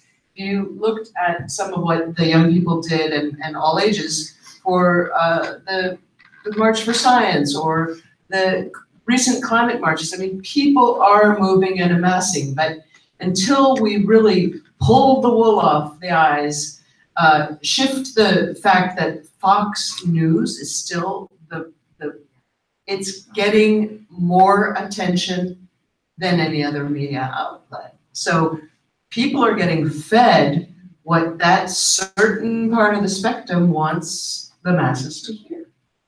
And until we change that piece of the equation, I think it will be very difficult to really embrace the solutions. But even if we find ourselves, if you don't mind. I'm sorry. And I don't feel like I should do this again, but. Do it. No, do it. But yet, there's a liberal component of this too. I mean, again, it's money. I mean. Well, money is energy, but Yeah. people have Well, given money. Money isn't certain energy, value. it's money. It's an abstract way of doing things. Smith came up with this. This is a product of the Enlightenment. We found ourselves with the notion of economics, the invisible hand, and With a lot my of invisible paper that pocket, means my nothing. invisible wallet, my invisible Right. money. Right. Or the plastic. Yes, When the but power is gone, what good is the plastic? Right. You can have all the money, but this has so much to do with how we do things. You know, but if indeed we vote in a liberal government, you know, it's going to be at least a certain degree of the same thing. I mean, we've got this maniac situation now, but we're still moving forward. But it requires ethics. I mean, I have to say, I'm getting tired of being in a country full of assholes. Yeah. I'm sorry to use the term, but we kind of moved toward the asshole world. I mean, we seem to think that taking things from you and you and you and you makes me better. It doesn't make me better, it makes me sicker. That's where we stand. It's like I get my upper hand on you and I'm better than you. So that is essentially wrong.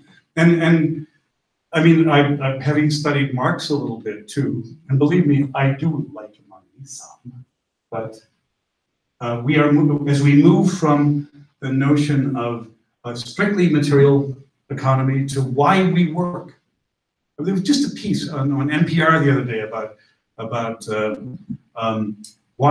a TED hour about why people do things, and they do things because they're emotionally involved. They get a reward. They feel good about what they do. That's why we do things. That's why we're here tonight. We're here because we care. We really care. We're excited by being here. You know this. You know this. You know. We're here because we care. And we keep doing it. We do it. But look how many people are here. We are indeed the dirty 23, 40. We need to be more. How do we get this going? You're good. You're good. You got the stuff. You know what this takes. You're out there. You're in the corporate world. You know what's wrong too. And what's wrong is that we need to work the caring part, the hard part. Solutionaries. I love it. I love it. It's an invitation to commit. It's brilliant. Fantastic. And I have no idea why I stood up. That's good. But thank you.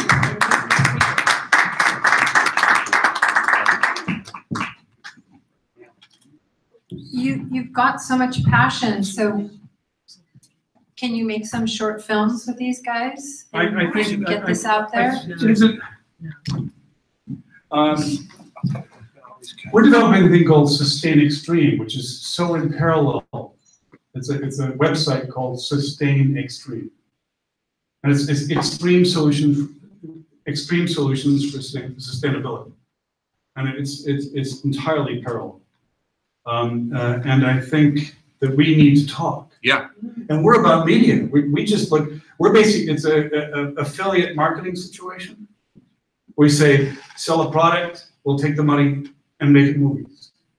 We just want our day rates. I've made money. This is what we do now. So we should team up and do something. But Sierra Club, you guys were nice to us on the river film. We met with you guys, we showed the film, you helped, you were there. But I think there's a generational problem here we've got to get over. We've got to get over. Got to get over. Got to get over. So let's talk about what's next. How do we continue to come together? So I'm program chair for the East Bay Sierra Club dinners. My dad was program chair for the dinners for over 20 years, going back to the 70s. And when I took over the role, I said, look, love the dinners, love the format, but what I think we need to do is we need to get back to our roots as an environmental organization. The Sierra Club dinners traditionally over the past few decades, I sometimes cynically call it happy motoring, right? Somebody takes a trip somewhere, using internal combustion engines, jet planes, cars, trains, whatever, and they take a bunch of pictures and they come and they give a slideshow, and it's great, it's beautiful. That's a great part of life. But we're the Sierra Club. If we don't come together and grapple with what do we need to do to save life on Earth, who do we expect to do it? NASCAR?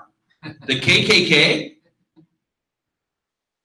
And we've got this wonderful format. So that's why we kicked off the John Muir series. This is the second of 3 dinners. Now we can make this perpetual if there's enough interest.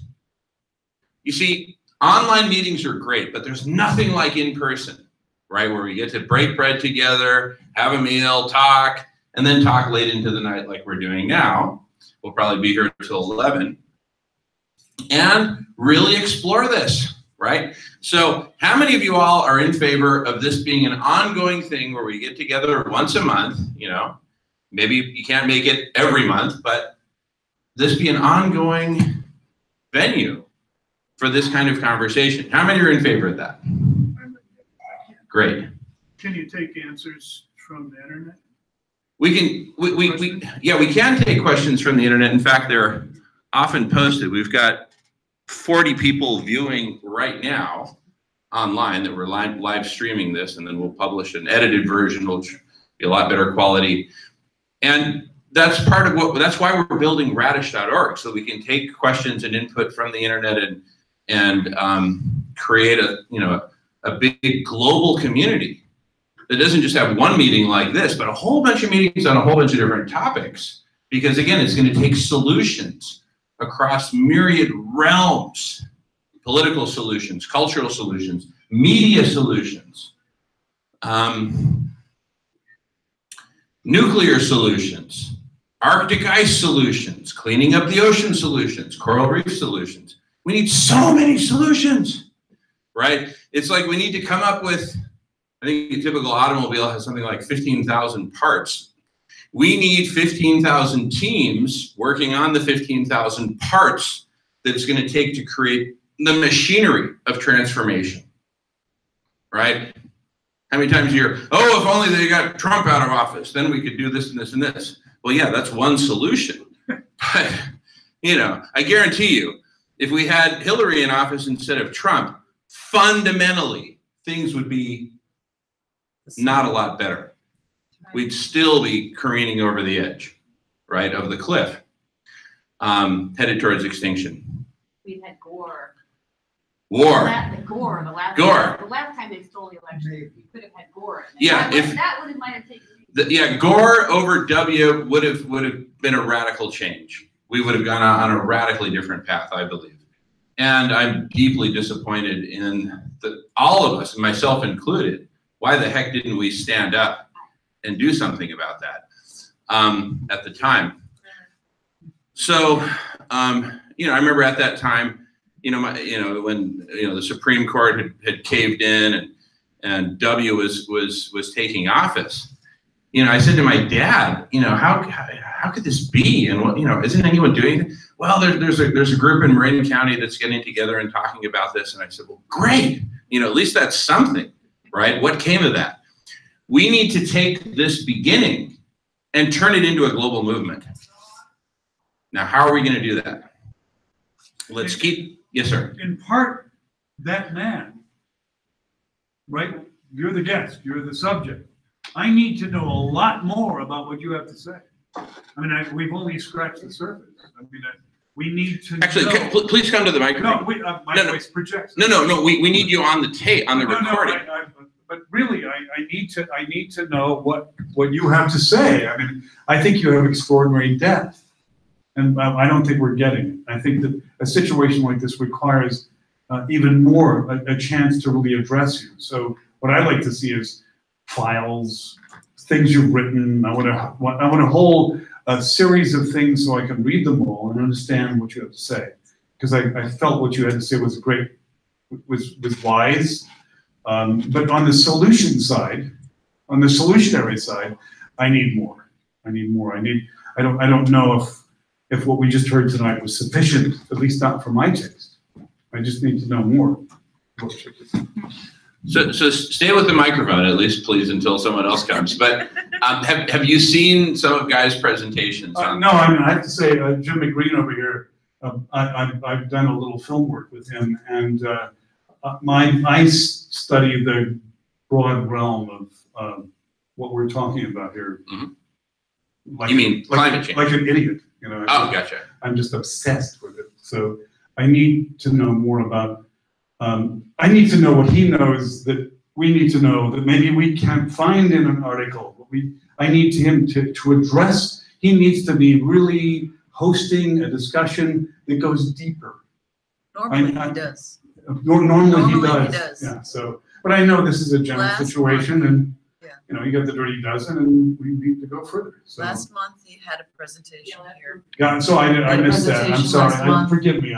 No, it's I'm okay. missing that point, but. And he's been giving presentations for several years, and so we decided this week what he would do is have a conversation. Well, I appreciate the salad, but I like the second course. That's good. So you're ready. You're ready for more. So we've got 14 books, haven't you? You said you've written 14 books on this topic. Yes. So there you go. You got your reading list. I drove 4.5 hours to get here. Thank you. And I appreciate every minute of it, every comment. And if we keep doing this, I'll keep coming if I can. And right now, I'd like to make a very practical suggestion. I don't know if anybody else feels this, but the energy is dissipating in the room. And I think, I will stay here until the last person runs out of stuff to say. But I think the rest of the conversation would benefit a great deal if we brought the circle back together. We could also stop fighting over the microphone. That's nice. Yeah, why don't we all, let's do, that's a great idea, sir. Seats up here. Seats up here, and feel free to grab your chair. Do we need to do anything with the cameras? Probably have to tighten it up, okay. Nice to meet you. Andre, feel free to relocate. Okay. Yeah. I'm excited. Yeah, me too. That's a really good suggestion. Can I make a suggestion? Please, yeah, just say, go for it. Well, everyone's moving the circle in. One of the things that comes to me a lot is that we're mainly a white audience, and how do we reach people of color, other this diverse, beautiful, diverse culture we have. And I keep saying to Jamen, we need to get First Nations people involved and hear their voices as well. They're the caretakers of Mother Earth. And the other thing that's been coming to me is, what if we had an event in a public place that's accessible to all, like in a park or a square downtown where, I don't know if there's a stage or not, but where people can, passers-by can join in, you know, so it's maybe not just invitees, but that we get the general public involved as well. Yeah, so I just wanted to throw that out And the there. whole Bay Area, huh? And all the other chapters of Sierra. If you don't mind, thank you. We're gonna skip the mic.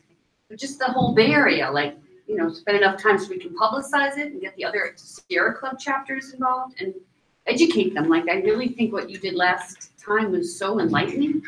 And it really, you know, and then if we could develop a piece, just a simple piece, like a 3-page piece that's got some graphics, to just tell the story succinctly, that we could get out, you know. Minute flyers. Yeah, yeah, here's the issue, you know. But Do you have any of those flyers, Julie, the color ones?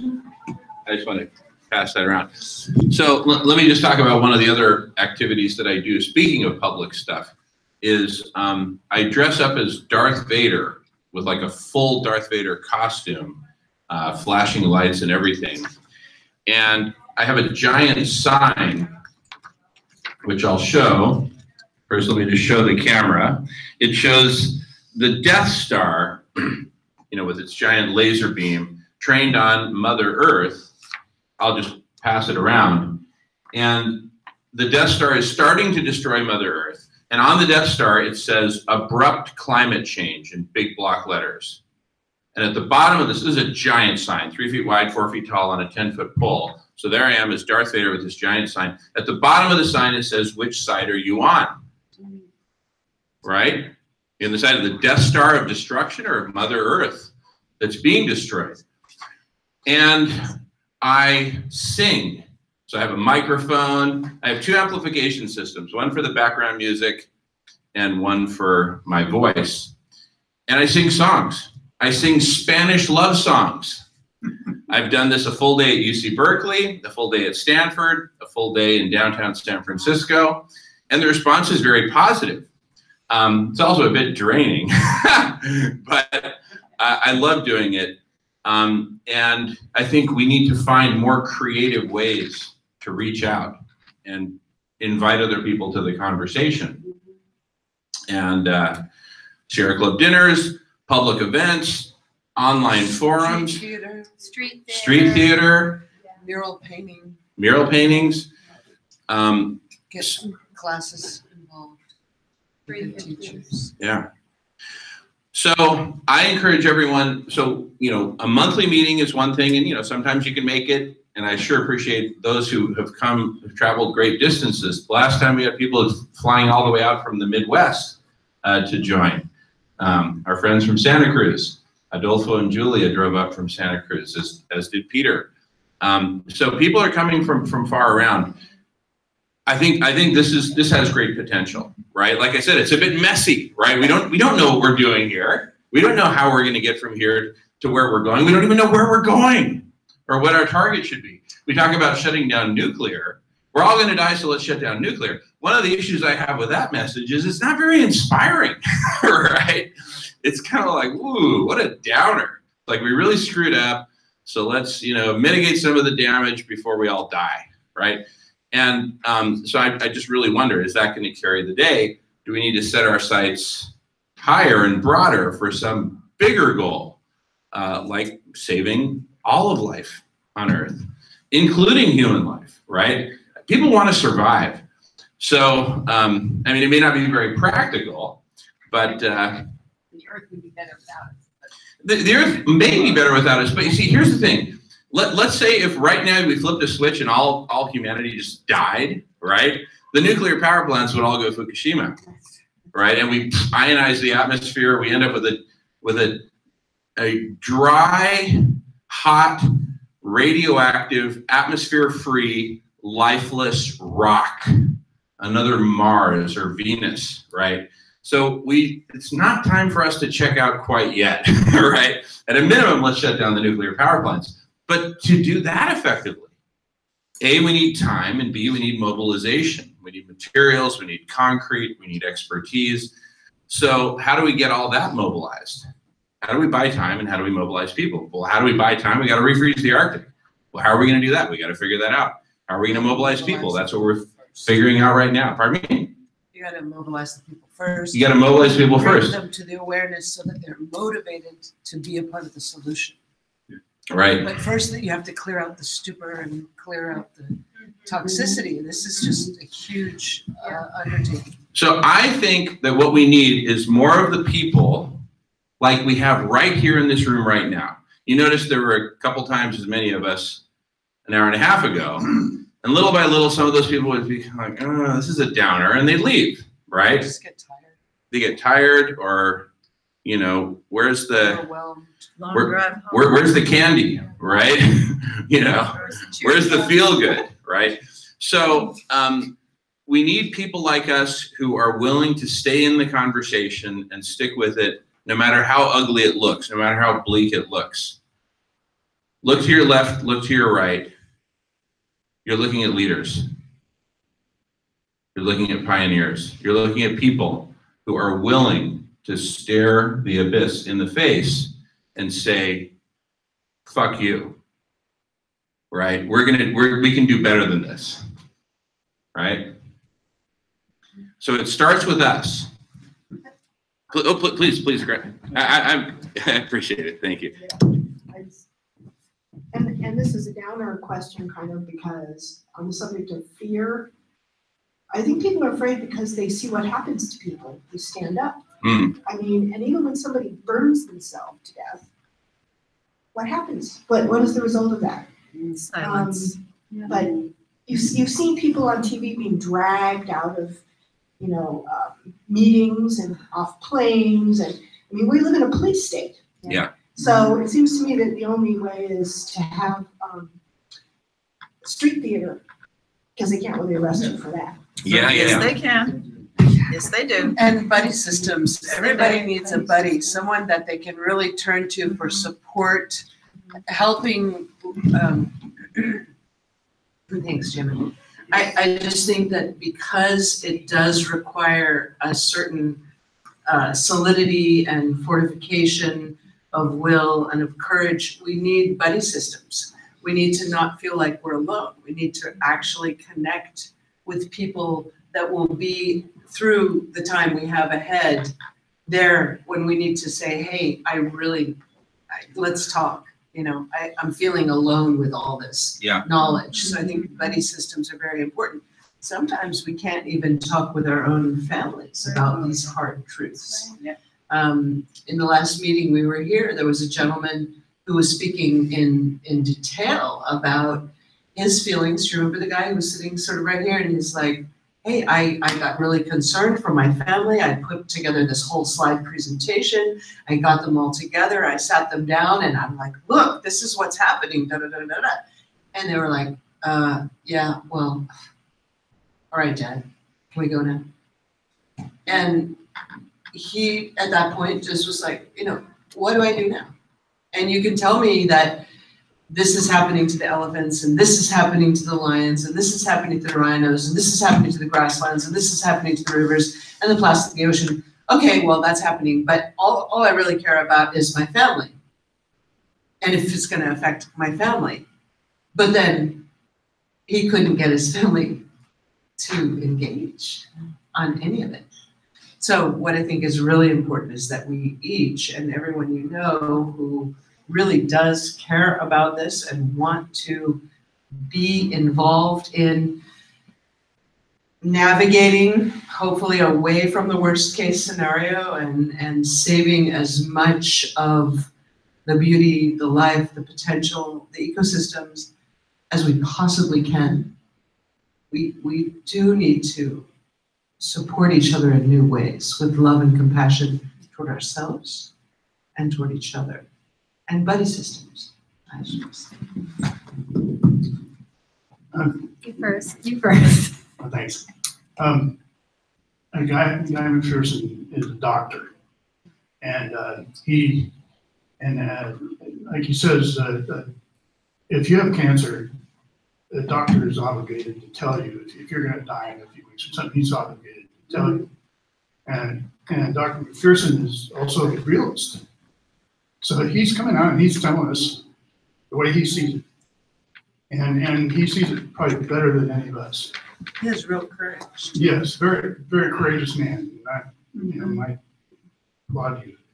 And but I also agree with Jamie that I think we need to aim high, or use the shotgun blaster, because if we just aim for putting away nuclear power plants because we're all going to die anyway, you're going to have a lot of people just fall out. I mean, they're not, well, I'm going to die. I'm not going to do that. I'm going to go home, So I think what we really need is a plan. I mean, so like say if Dr. McPherson gets together with Paul Beckwith and Jim Wadhams, and maybe they form a team, and they come up with a list of solutions, a hypothetical list that disregards all the reasons why we can't do this. Even to the point where it's something we haven't invented yet. Like I've heard a lot of talk about global dimming. I haven't heard any solutions for global dimming yet. So without a plan for a way out, we're lost. We're all going in different directions. So, and I think, I'd like to hear from Guy McPherson on this, because I think we need, if you put a team together like this and give us the solution, what we would have to do to get out of it, at least then we'd have a guide. And without that, we're just lost. That's what I think. Yes.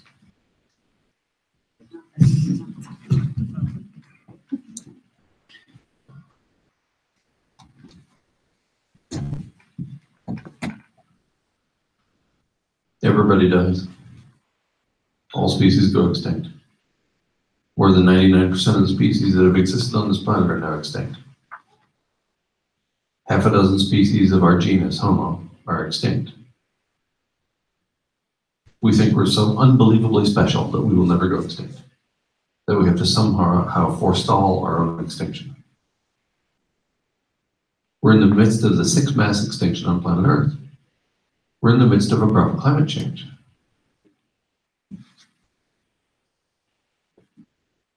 That's not a solution. There is no solution. How about a list There of is no priorities? forestalling human extinction.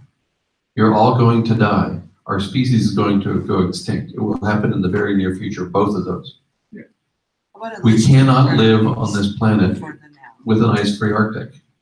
What to do? Live.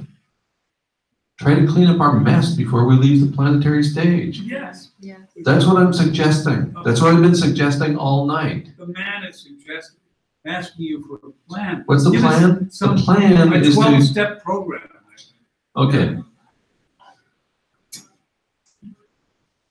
Step 1, get a bunch of really talented people. Ignore the media. They're not going to report this ever. There's no money in extinction. Make them. We can't make them. We will make them. You want the 12-step plan from me, or do you want to take it over from here? No, I'm sorry. We get the few people who are willing to come together, come up with the money, and it's not a lot, to buy the land adjacent to the nuclear power facilities on Earth. There's not that many of them. There's 100 and some locations. There's 4 nuclear cores at Fukushima that went China syndrome. That's 4 out of 450 approximately. So there's maybe 100 or 150 sites. We need to buy that land. We need to put in place the infrastructure so that when civilization collapses, and it's coming way sooner than anybody in this room except me thinks, maybe Paul, so that when civilization collapses, we will have people there willing to take the existing infrastructure and create Chernobyl at each one of those places instead of Fukushima. Plans 1 and 2, then we're all dead. End of story. We don't even need those extra 10 steps. Aren't I a lot of fun? So keep trying. The time is now. The time is now. The time to live fully is now. We don't have long.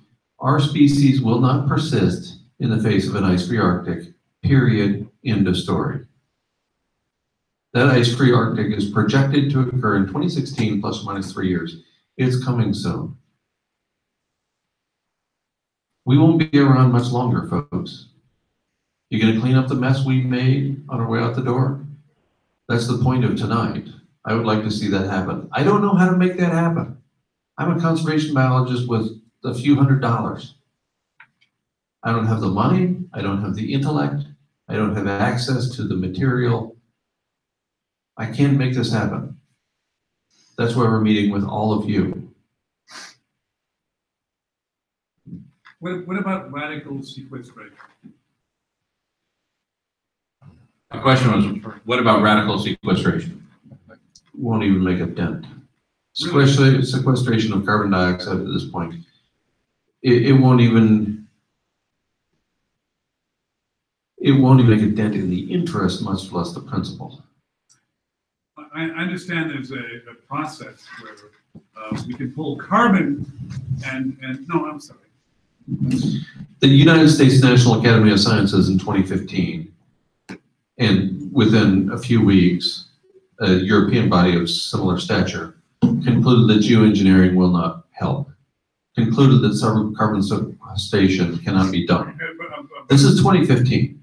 The United States National Academy of Sciences is not a liberal left-wing organization. This is a conservative body concluding the kinds of things you're suggesting will not. But I understand there's a process which exists where someone has suggested we can pull carbon from the air and make materials out of it using nanotechnology. Is that an idea that? There's a lot of ideas. I worked in Silicon Valley for 30 years. I saw amazing things happen. I mean, it seemed that every 3 weeks they were making something that just was appallingly wonderful. I mean, if the idea that we could take a vast amount of carbon out of the air and make materials out of it, I mean, is that just a crazy idea, or is that like Star Trek? That's Star Trek and beyond. If we could do that, we'd be doing that yesterday. But there is something. Do you not think that the people who pull strings of empire know what I know? Do you not think they would use all of the money they could possibly not print to make that happen? Of course they would. I don't know. Of course they would. Do you think they want to die? Do you think they want our species to go extinct? Do you think they can forestall the sixth mass extinction by So you're saying this is essentially an endpoint. We should pretty much pull out the party hats now. No, I am not now, nor have I ever suggested increased hedonism among Americans, as if that could actually fucking happen. I've never proposed that as a response. As an option, I think it might be a possibility. But I still think there needs to be some degree of, I mean, there has to be hope. I mean, even if you're having your last drink. Does there? Yeah, there has to be. There has to be hope. Really? Did you see the movie? What was it called? Mad Max. Oh, The latest Mad Max movie? I'm a filmmaker, so I guess I'm familiar with this. I've watched almost no movies. I've seen 40 movies in the last 40 years. It's trite. It's Hollywood. But the best scene has the protagonist saying, "Hope is a mistake. If you can't fix what's broken, you'll go insane. And we can't fix this." And you continuing to believe against all evidence that we can fix this is going to drive you crazy. So There's no fixing this. There's no fixing this. We are gonna die. We are gonna go extinct. You can't stop it, I can't stop it. All the hope in the world, all the belief in the world, all the faith in the world will not save you. If you continue to believe that's the case, you're gonna go crazier than you already are. And I can tell you're crazy because you're in this room with 21 other people. In the middle of the goddamn night talking about shit that is never gonna happen. You went crazy? It starts here and it's spread to all of you. Apparently the flight paper for freaks. If we were to turn to you and say that you're crazy, maybe we would outnumber you. I just admitted I'm the craziest person in the room. What more do you want? Then we have an argument. I love love it. Can I ask I a love question, please? I'm crazy. If this is what's going to happen, and I have to say I probably in my gut agree with you, even though I'm not a scientist or anything like that, it just makes a lot of sense. But is it not true that there's a lot of between here and there? I mean, between here and extinction, there's going to be a horrible mess.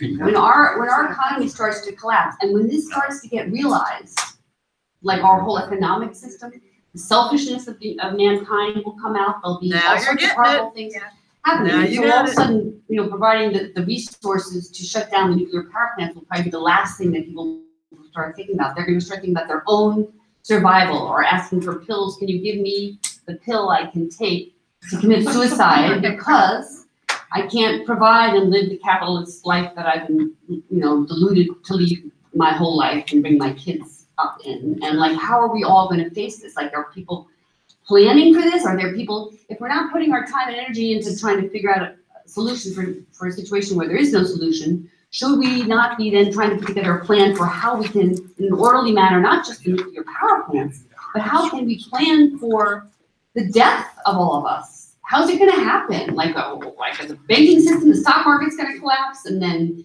we won't have, and only the people who have money. Can you imagine all these people that they're probably only planning that they're. I've been imagining it for 16 years. Okay. You think this is new to me? No, but I know, but. I've spelled it out thousands of times in hundreds of formats how I think this is going to play out.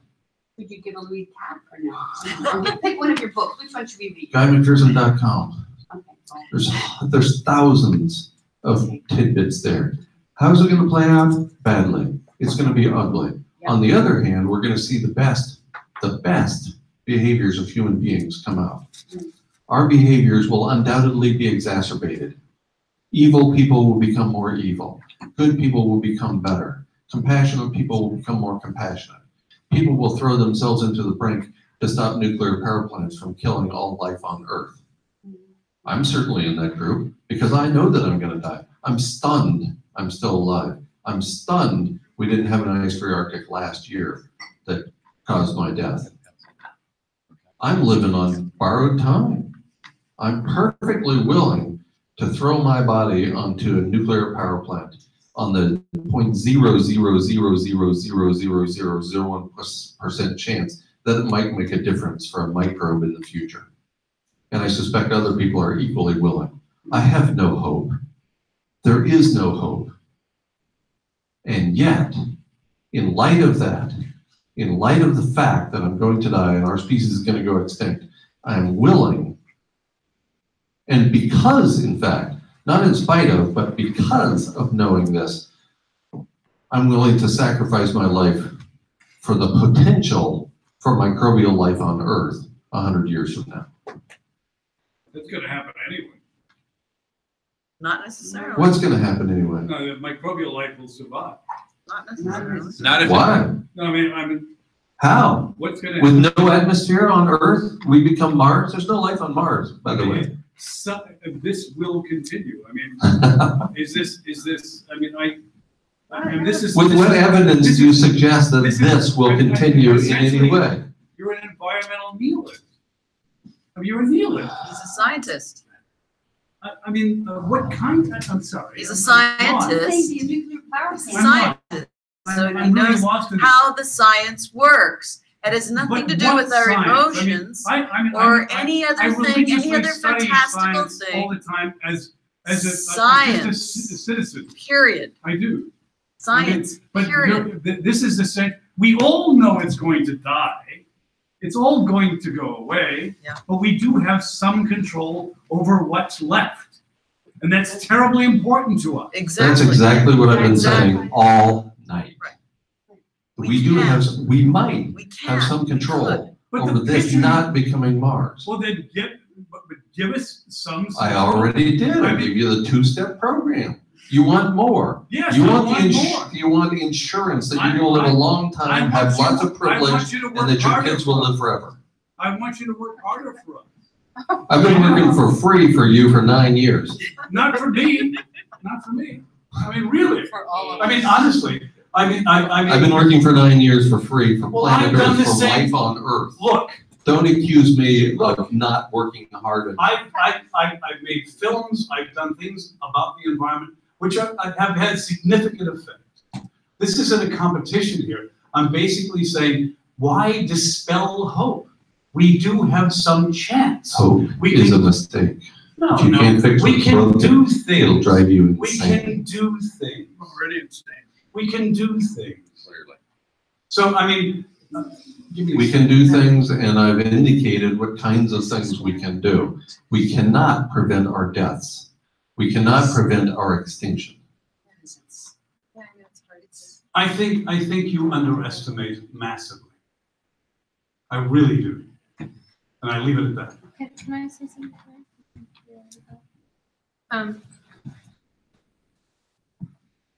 We're getting close to discovering the elephant in the room.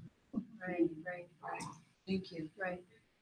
The elephant in the room that I've been following Guy for a number of years.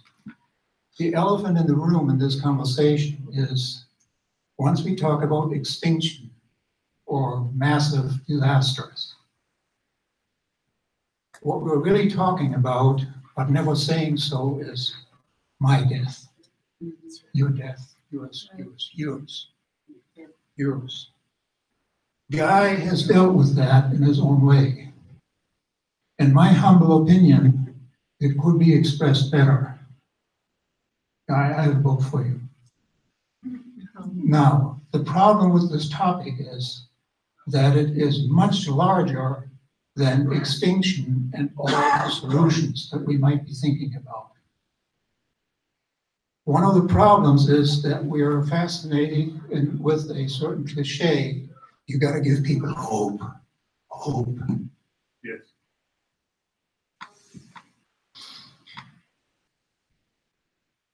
Hope is a very treacherous subject. The reason is that we humans are not very good at distinguishing between wishful thinking, which is another word for hope, and reality. So we always need hope because we think we can tweak reality. My humble opinion about the situation we're in, and I'm not very fascinated with mechanical and technological solutions for this reason. The situation we're in, including climate change, including financial hocus pocus, and what you name it, as I see it, this moment is the result of the byproduct of 10,000 years of problem solving. We're really good at solving problems within limited environments. We've gotten brilliant at that in the last 200 years. And it's very easy to get carried away with that and think, oh, we can solve it all. On that score, for those who want hope, there's going to be a conference in San Francisco in August by the Singularity University. They think by 2029, machines will do everything that we normally do. So if you want hope, that's one place you can get a lot of hope. Personally, I've spent 25 years in the Bay Area up to my ears in hospice work. So what I saw happening here a minute ago was a family getting into arguments that had nothing to do with what they were coming together for. What happens is when a family is around a dying person, all kinds of personal shit comes to the surface. That's what started happening a minute ago. And I'm not pointing any fingers at anybody's shit. That's just us, we humans. That's how we operate. So personally, when it comes to hope, I don't have a rule of hope for solutions unless, I mean, in order for us to have a sane conversation on this, we really have to go to a death and dying seminar first and get to a slightly more peaceful place with our own death. Because until we do that, we will grasp at all kinds of hopes and solutions and fantasies, how we can cheat our way out of this. Do you have grandchildren? No. I guess that's obvious. No, Well, that's okay. terrible. No, I'll respond to that. There's one of Guy's buddies is Paul Beckwith in Canada. Somebody has pointed out the difference between Paul Beckwith and Guy is 3 children. I'm aware that there's a difference having this conversation with people who are parents and grandparents and people who aren't. That's a fact of life. But this is all part of the dynamic that gets into this kind of a circle when we start talking about extinction. It gets very personal. And until we can acknowledge that, we're in trouble. The reason I know this is, and I don't want to get too far off on this tangent, I had a very earth-shaking experience around my father's death about 35 years ago. Which, and this is a very personal thing, it wouldn't do any good to tell you the story. But for me, what happened at that moment was that I became infinitely more comfortable with my own death, and I instantly saw the connection between my concern for environmental disaster and my fear of death. And I'll leave it at that. Reflect on that. This is not something we can solve in 1 or 2 sound bites. But as far as I can tell, you cannot have a sane conversation about extinction until you've done some work with your relationship with your death.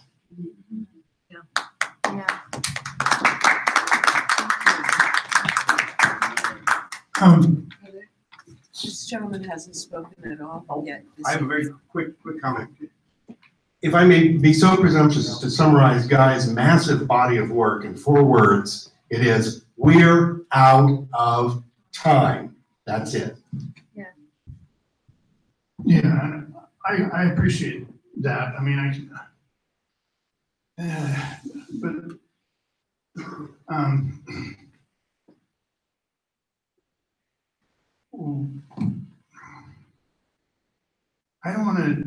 I don't want the last 5 minutes of my life to be in regret that I didn't do everything that I could possibly do. And man goes to the doctor, and the doctor tells him he's terminally ill, and he's got cancer. He's gonna die. So he says, all he can do is prepare to die. So man goes home and he prepares to die. And then he hears, but the doctor knows a lot, there's no doubt. But he doesn't know everything. And mankind hasn't tried. We haven't really tried yet. And so the man, terminally ill man, finds out about a healer woman that heals cancers with macrobiotic diet and things like that. So he goes to the woman and she spends some time talking to him, and she writes down a list. And she says, okay, if you follow these procedures, as hard as they are, then you might, and the earth, Mother Earth smiles down on you, you might be able to get out of this. And now I know that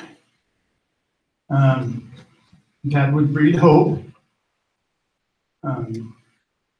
But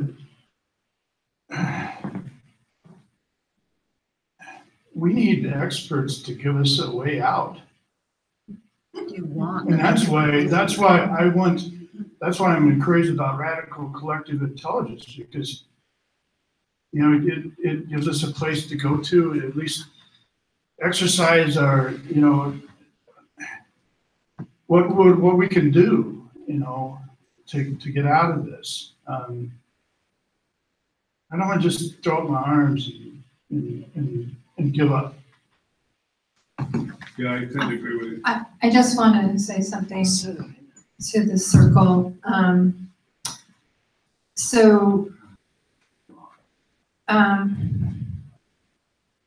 I'm not mocking you, so you don't need to mock me, okay? I might speak a different language than you, but I'm being respectful to you, so I ask the same from you. No, I want to say that we don't need to shoot the messenger. That's the first thing I want to say. Sorry, just let me speak, and then I'll pass the mic to you. Guy is a professional. He spent his whole life studying what he studied, and he's delivering a message to us. You can believe it or not believe it. That's up to everybody in this room and beyond if they want to believe that.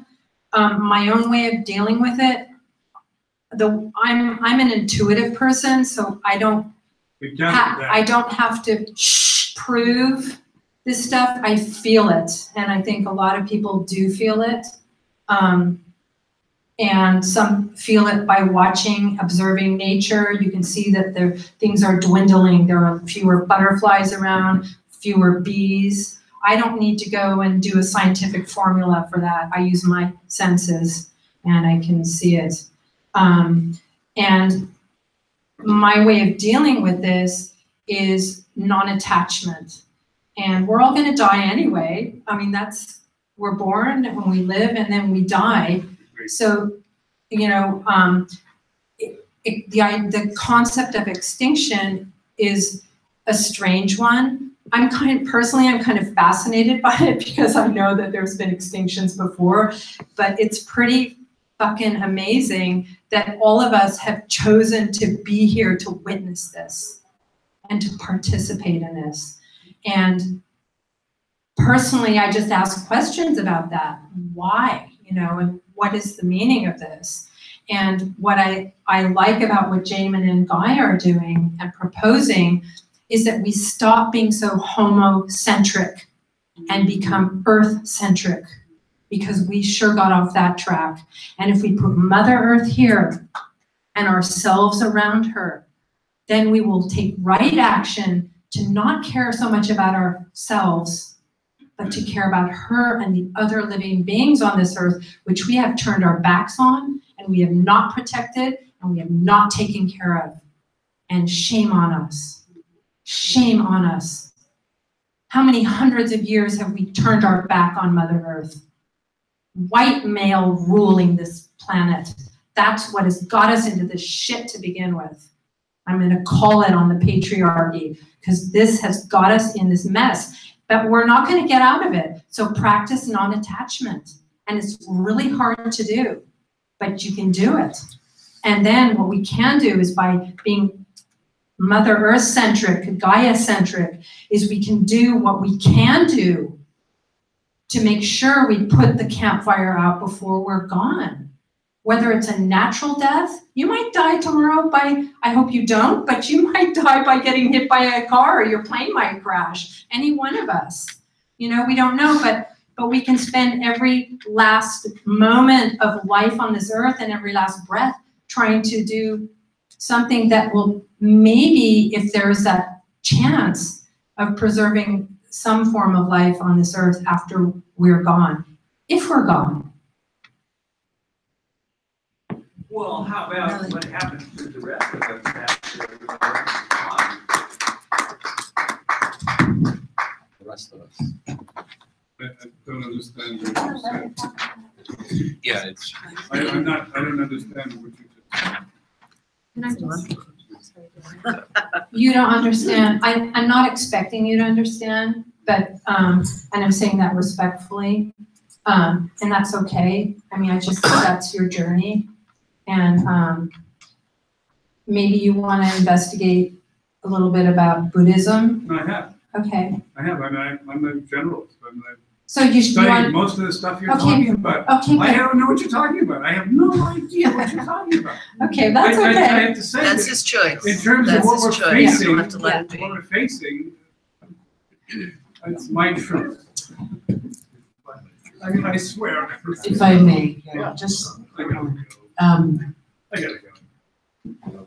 excuse me, brother. I really appreciate what you said and what you spoke to. Really deeply. I agree with you that until we really come to terms with what it looks like is coming down the pike, you know, based in science, based in the math, until we really come to terms with that thing that our culture has such difficulty with. My goodness, aging and dying, it's all either part of let's cover it up and change it and not age and fix it and facelift it and doctor it and sew it up and stitch it under and make it up out and yeah, on and on. Or, you know, finally, thank God there is hospice to help people in the process of crossing over. But death is really shrouded as a concept generally in this society. Talk about that. What I want to say is, having met my own death many times, I do not fear death. And yet I know what I live for is the beauty, the majesty, the grace of nature and the natural world. That is what inspires me every day. And so, while we need to acknowledge that we are on the edge of the abyss, and I believe this is right because I feel it in my bones and I felt it for a number of years coming on. And yes, I gave my life to teaching about nature and science and ecology and helping people as a natural health practitioner. That's how I spent my life. And yet, to what avail? I was a rebel, outsider, whatever. The fact is, we are where we are. The way we live each moment of every day, the ground of being that we stand upon, our ethical ground of being, our moral, ethical conduct, the heart-centered, but also truthful. You know, I'm not saying sugar la to every this and that, you know. Love, sometimes love is tough love. It's saying, hey, don't bullshit me. Come on, let's be real. That's love. Sometimes that's real love. But I feel that for those who seek a plan to come from outside themselves, religion was developed for that, but you know, the truth is within you. And it comes from your relationship with whatever your higher power is or whatever it is that you love. And it emanates from the core, and maybe it radiates from the mountaintops or across the waves. But it's time to find your place of peace. Make peace with yourself, make peace with your loved ones. Don't look for someone else to make a list. Choose what you care about. Choose what you can do now in this world, in this life, to unite the people toward consciousness, toward ethical, caring, moral choices. Choose your list of priorities and keep on standing up for what you believe in, because really you have to live, we all have to live with ourselves. In that final moment, you do want to be sure that you've just lived fully the integrity that you want to have lived with. Okay, that's all I want to say. I'd like to respond to what Melissa said, and about being in touch with the earth. When mankind lived as hunters and gatherers, you know, At some point, we made a mistake and we started planting and herding.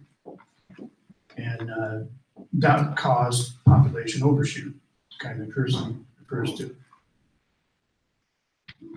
So one thing happened there that I think that really hurt us, and we started herding animals. And so instead of being hunters and gatherers and going out and killing an animal sacredly and burying the heart, along with the animal, they would do that. The hunters and gatherers had a great deal of respect for nature. And but when we started herding animals, think about it, we would herd them and we would become friends with them. And then we would kill them and eat them. When we did that, something happened to our psyche. Because you can't become friends with somebody and then eat it. It's a contradiction of the way we were born. So today, we are so separated from reality. We go to the store and we buy meat, and I'm just as guilty as anybody else. But we think about the price. We think about if it's in a resealable package, what the expiration date on it is.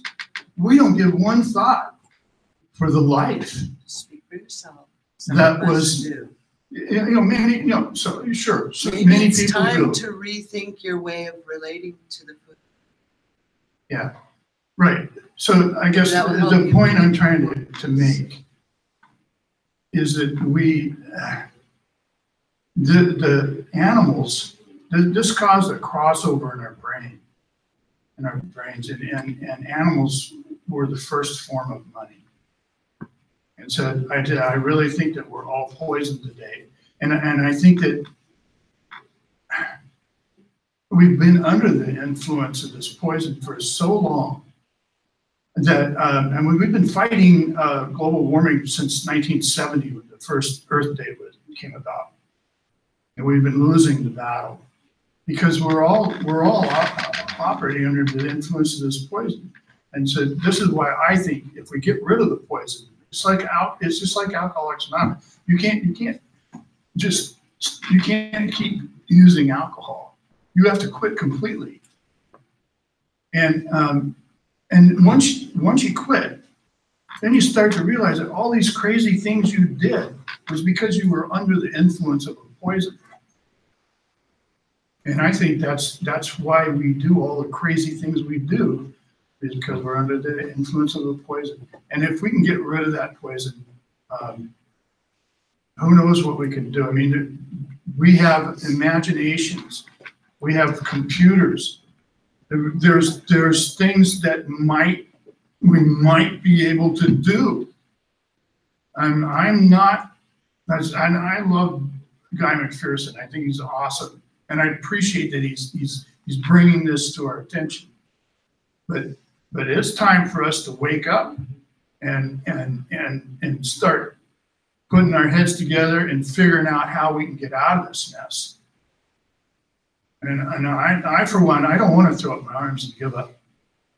I want to go talk to the natives. I want to talk to the whole world. I want to give up our money and get rid of the poison. Because I think when we get rid of the poison, our minds will clear and we'll be able to see what, and I've written a manuscript on this, and it could be a much better way of life. It really could. You could start out with a volunteer workforce. You take the 40-hour work week, typical 40-hour work week, and you remove money, the part that deals with money. You're going to reduce that work week down a whole bunch. And then if you don't have money, you don't have to advertise. You don't have to make all these thousands of choices. Anyway, I calculated it out several different ways, and I come down, you could reduce that work hour week down to 15 hours. If you could reduce the work hour week down to 15 hours, you could get using automation and computers, you could get a volunteer workforce going. And then we could start thinking clearly. If money's not in the way, we can use our whatever resources we have to come together. And I just want to say that before we end. Thanks. Thank you. Thank you. I'm just going to talk for a minute and then I'm going to turn it over to Jamen to wrap it up. First, I need to clear up a couple of misconceptions. I've never promoted the idea of inaction, whatever that means. I've taken actions far more radical than anybody in this room could ever possibly imagine. I abandoned the monetary system 9 years ago voluntarily. Not a single person followed, not one. I lived off grid for the last decade. Almost nobody followed. Then I discovered the extreme nature of global dimming and realized that none of that matters. Second point is with regard to the cheap shot from the gentleman who subsequently left about having children or not, about being unable to come to grips with the situation if you don't have children. Well, the reason I don't have children as a conscious choice is because I could see what was coming when I was 19 years old. Who couldn't? You knew when you were a teenager, well, you've all forgotten since then, that no significant problem can be improved by adding more people to the mix. And what a horrible thing to say. This woman beside me, who understands my message better than anybody else on earth besides me, has 3 children, the youngest of whom turned 21 years a couple of weeks ago.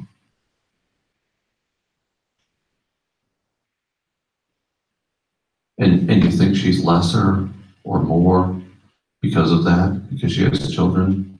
You think she understands more deeply or less deeply the situation we're in because she has children? That's absurd.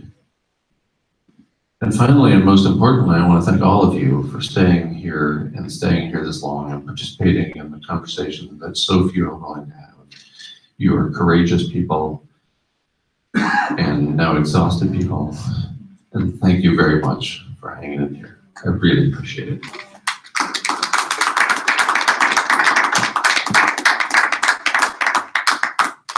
Thank you, Guy and Polly, for making this trip from so far away. And thank you all.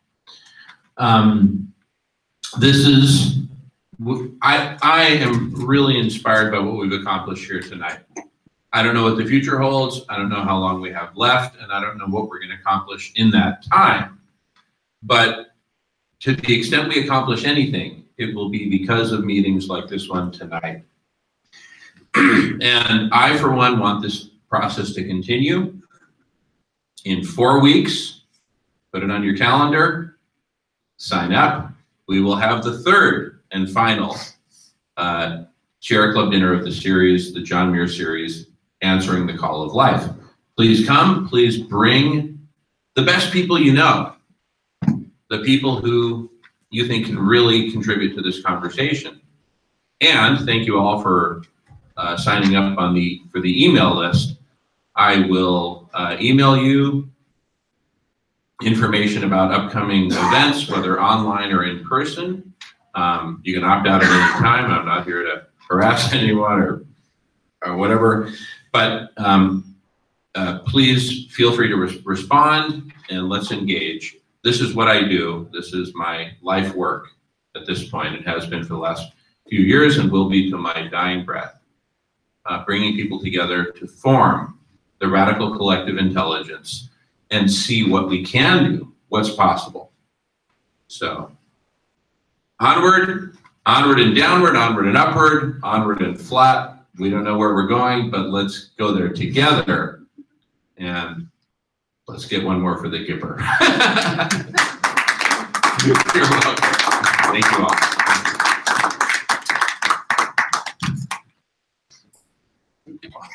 Thanks for watching. We'll see you next time.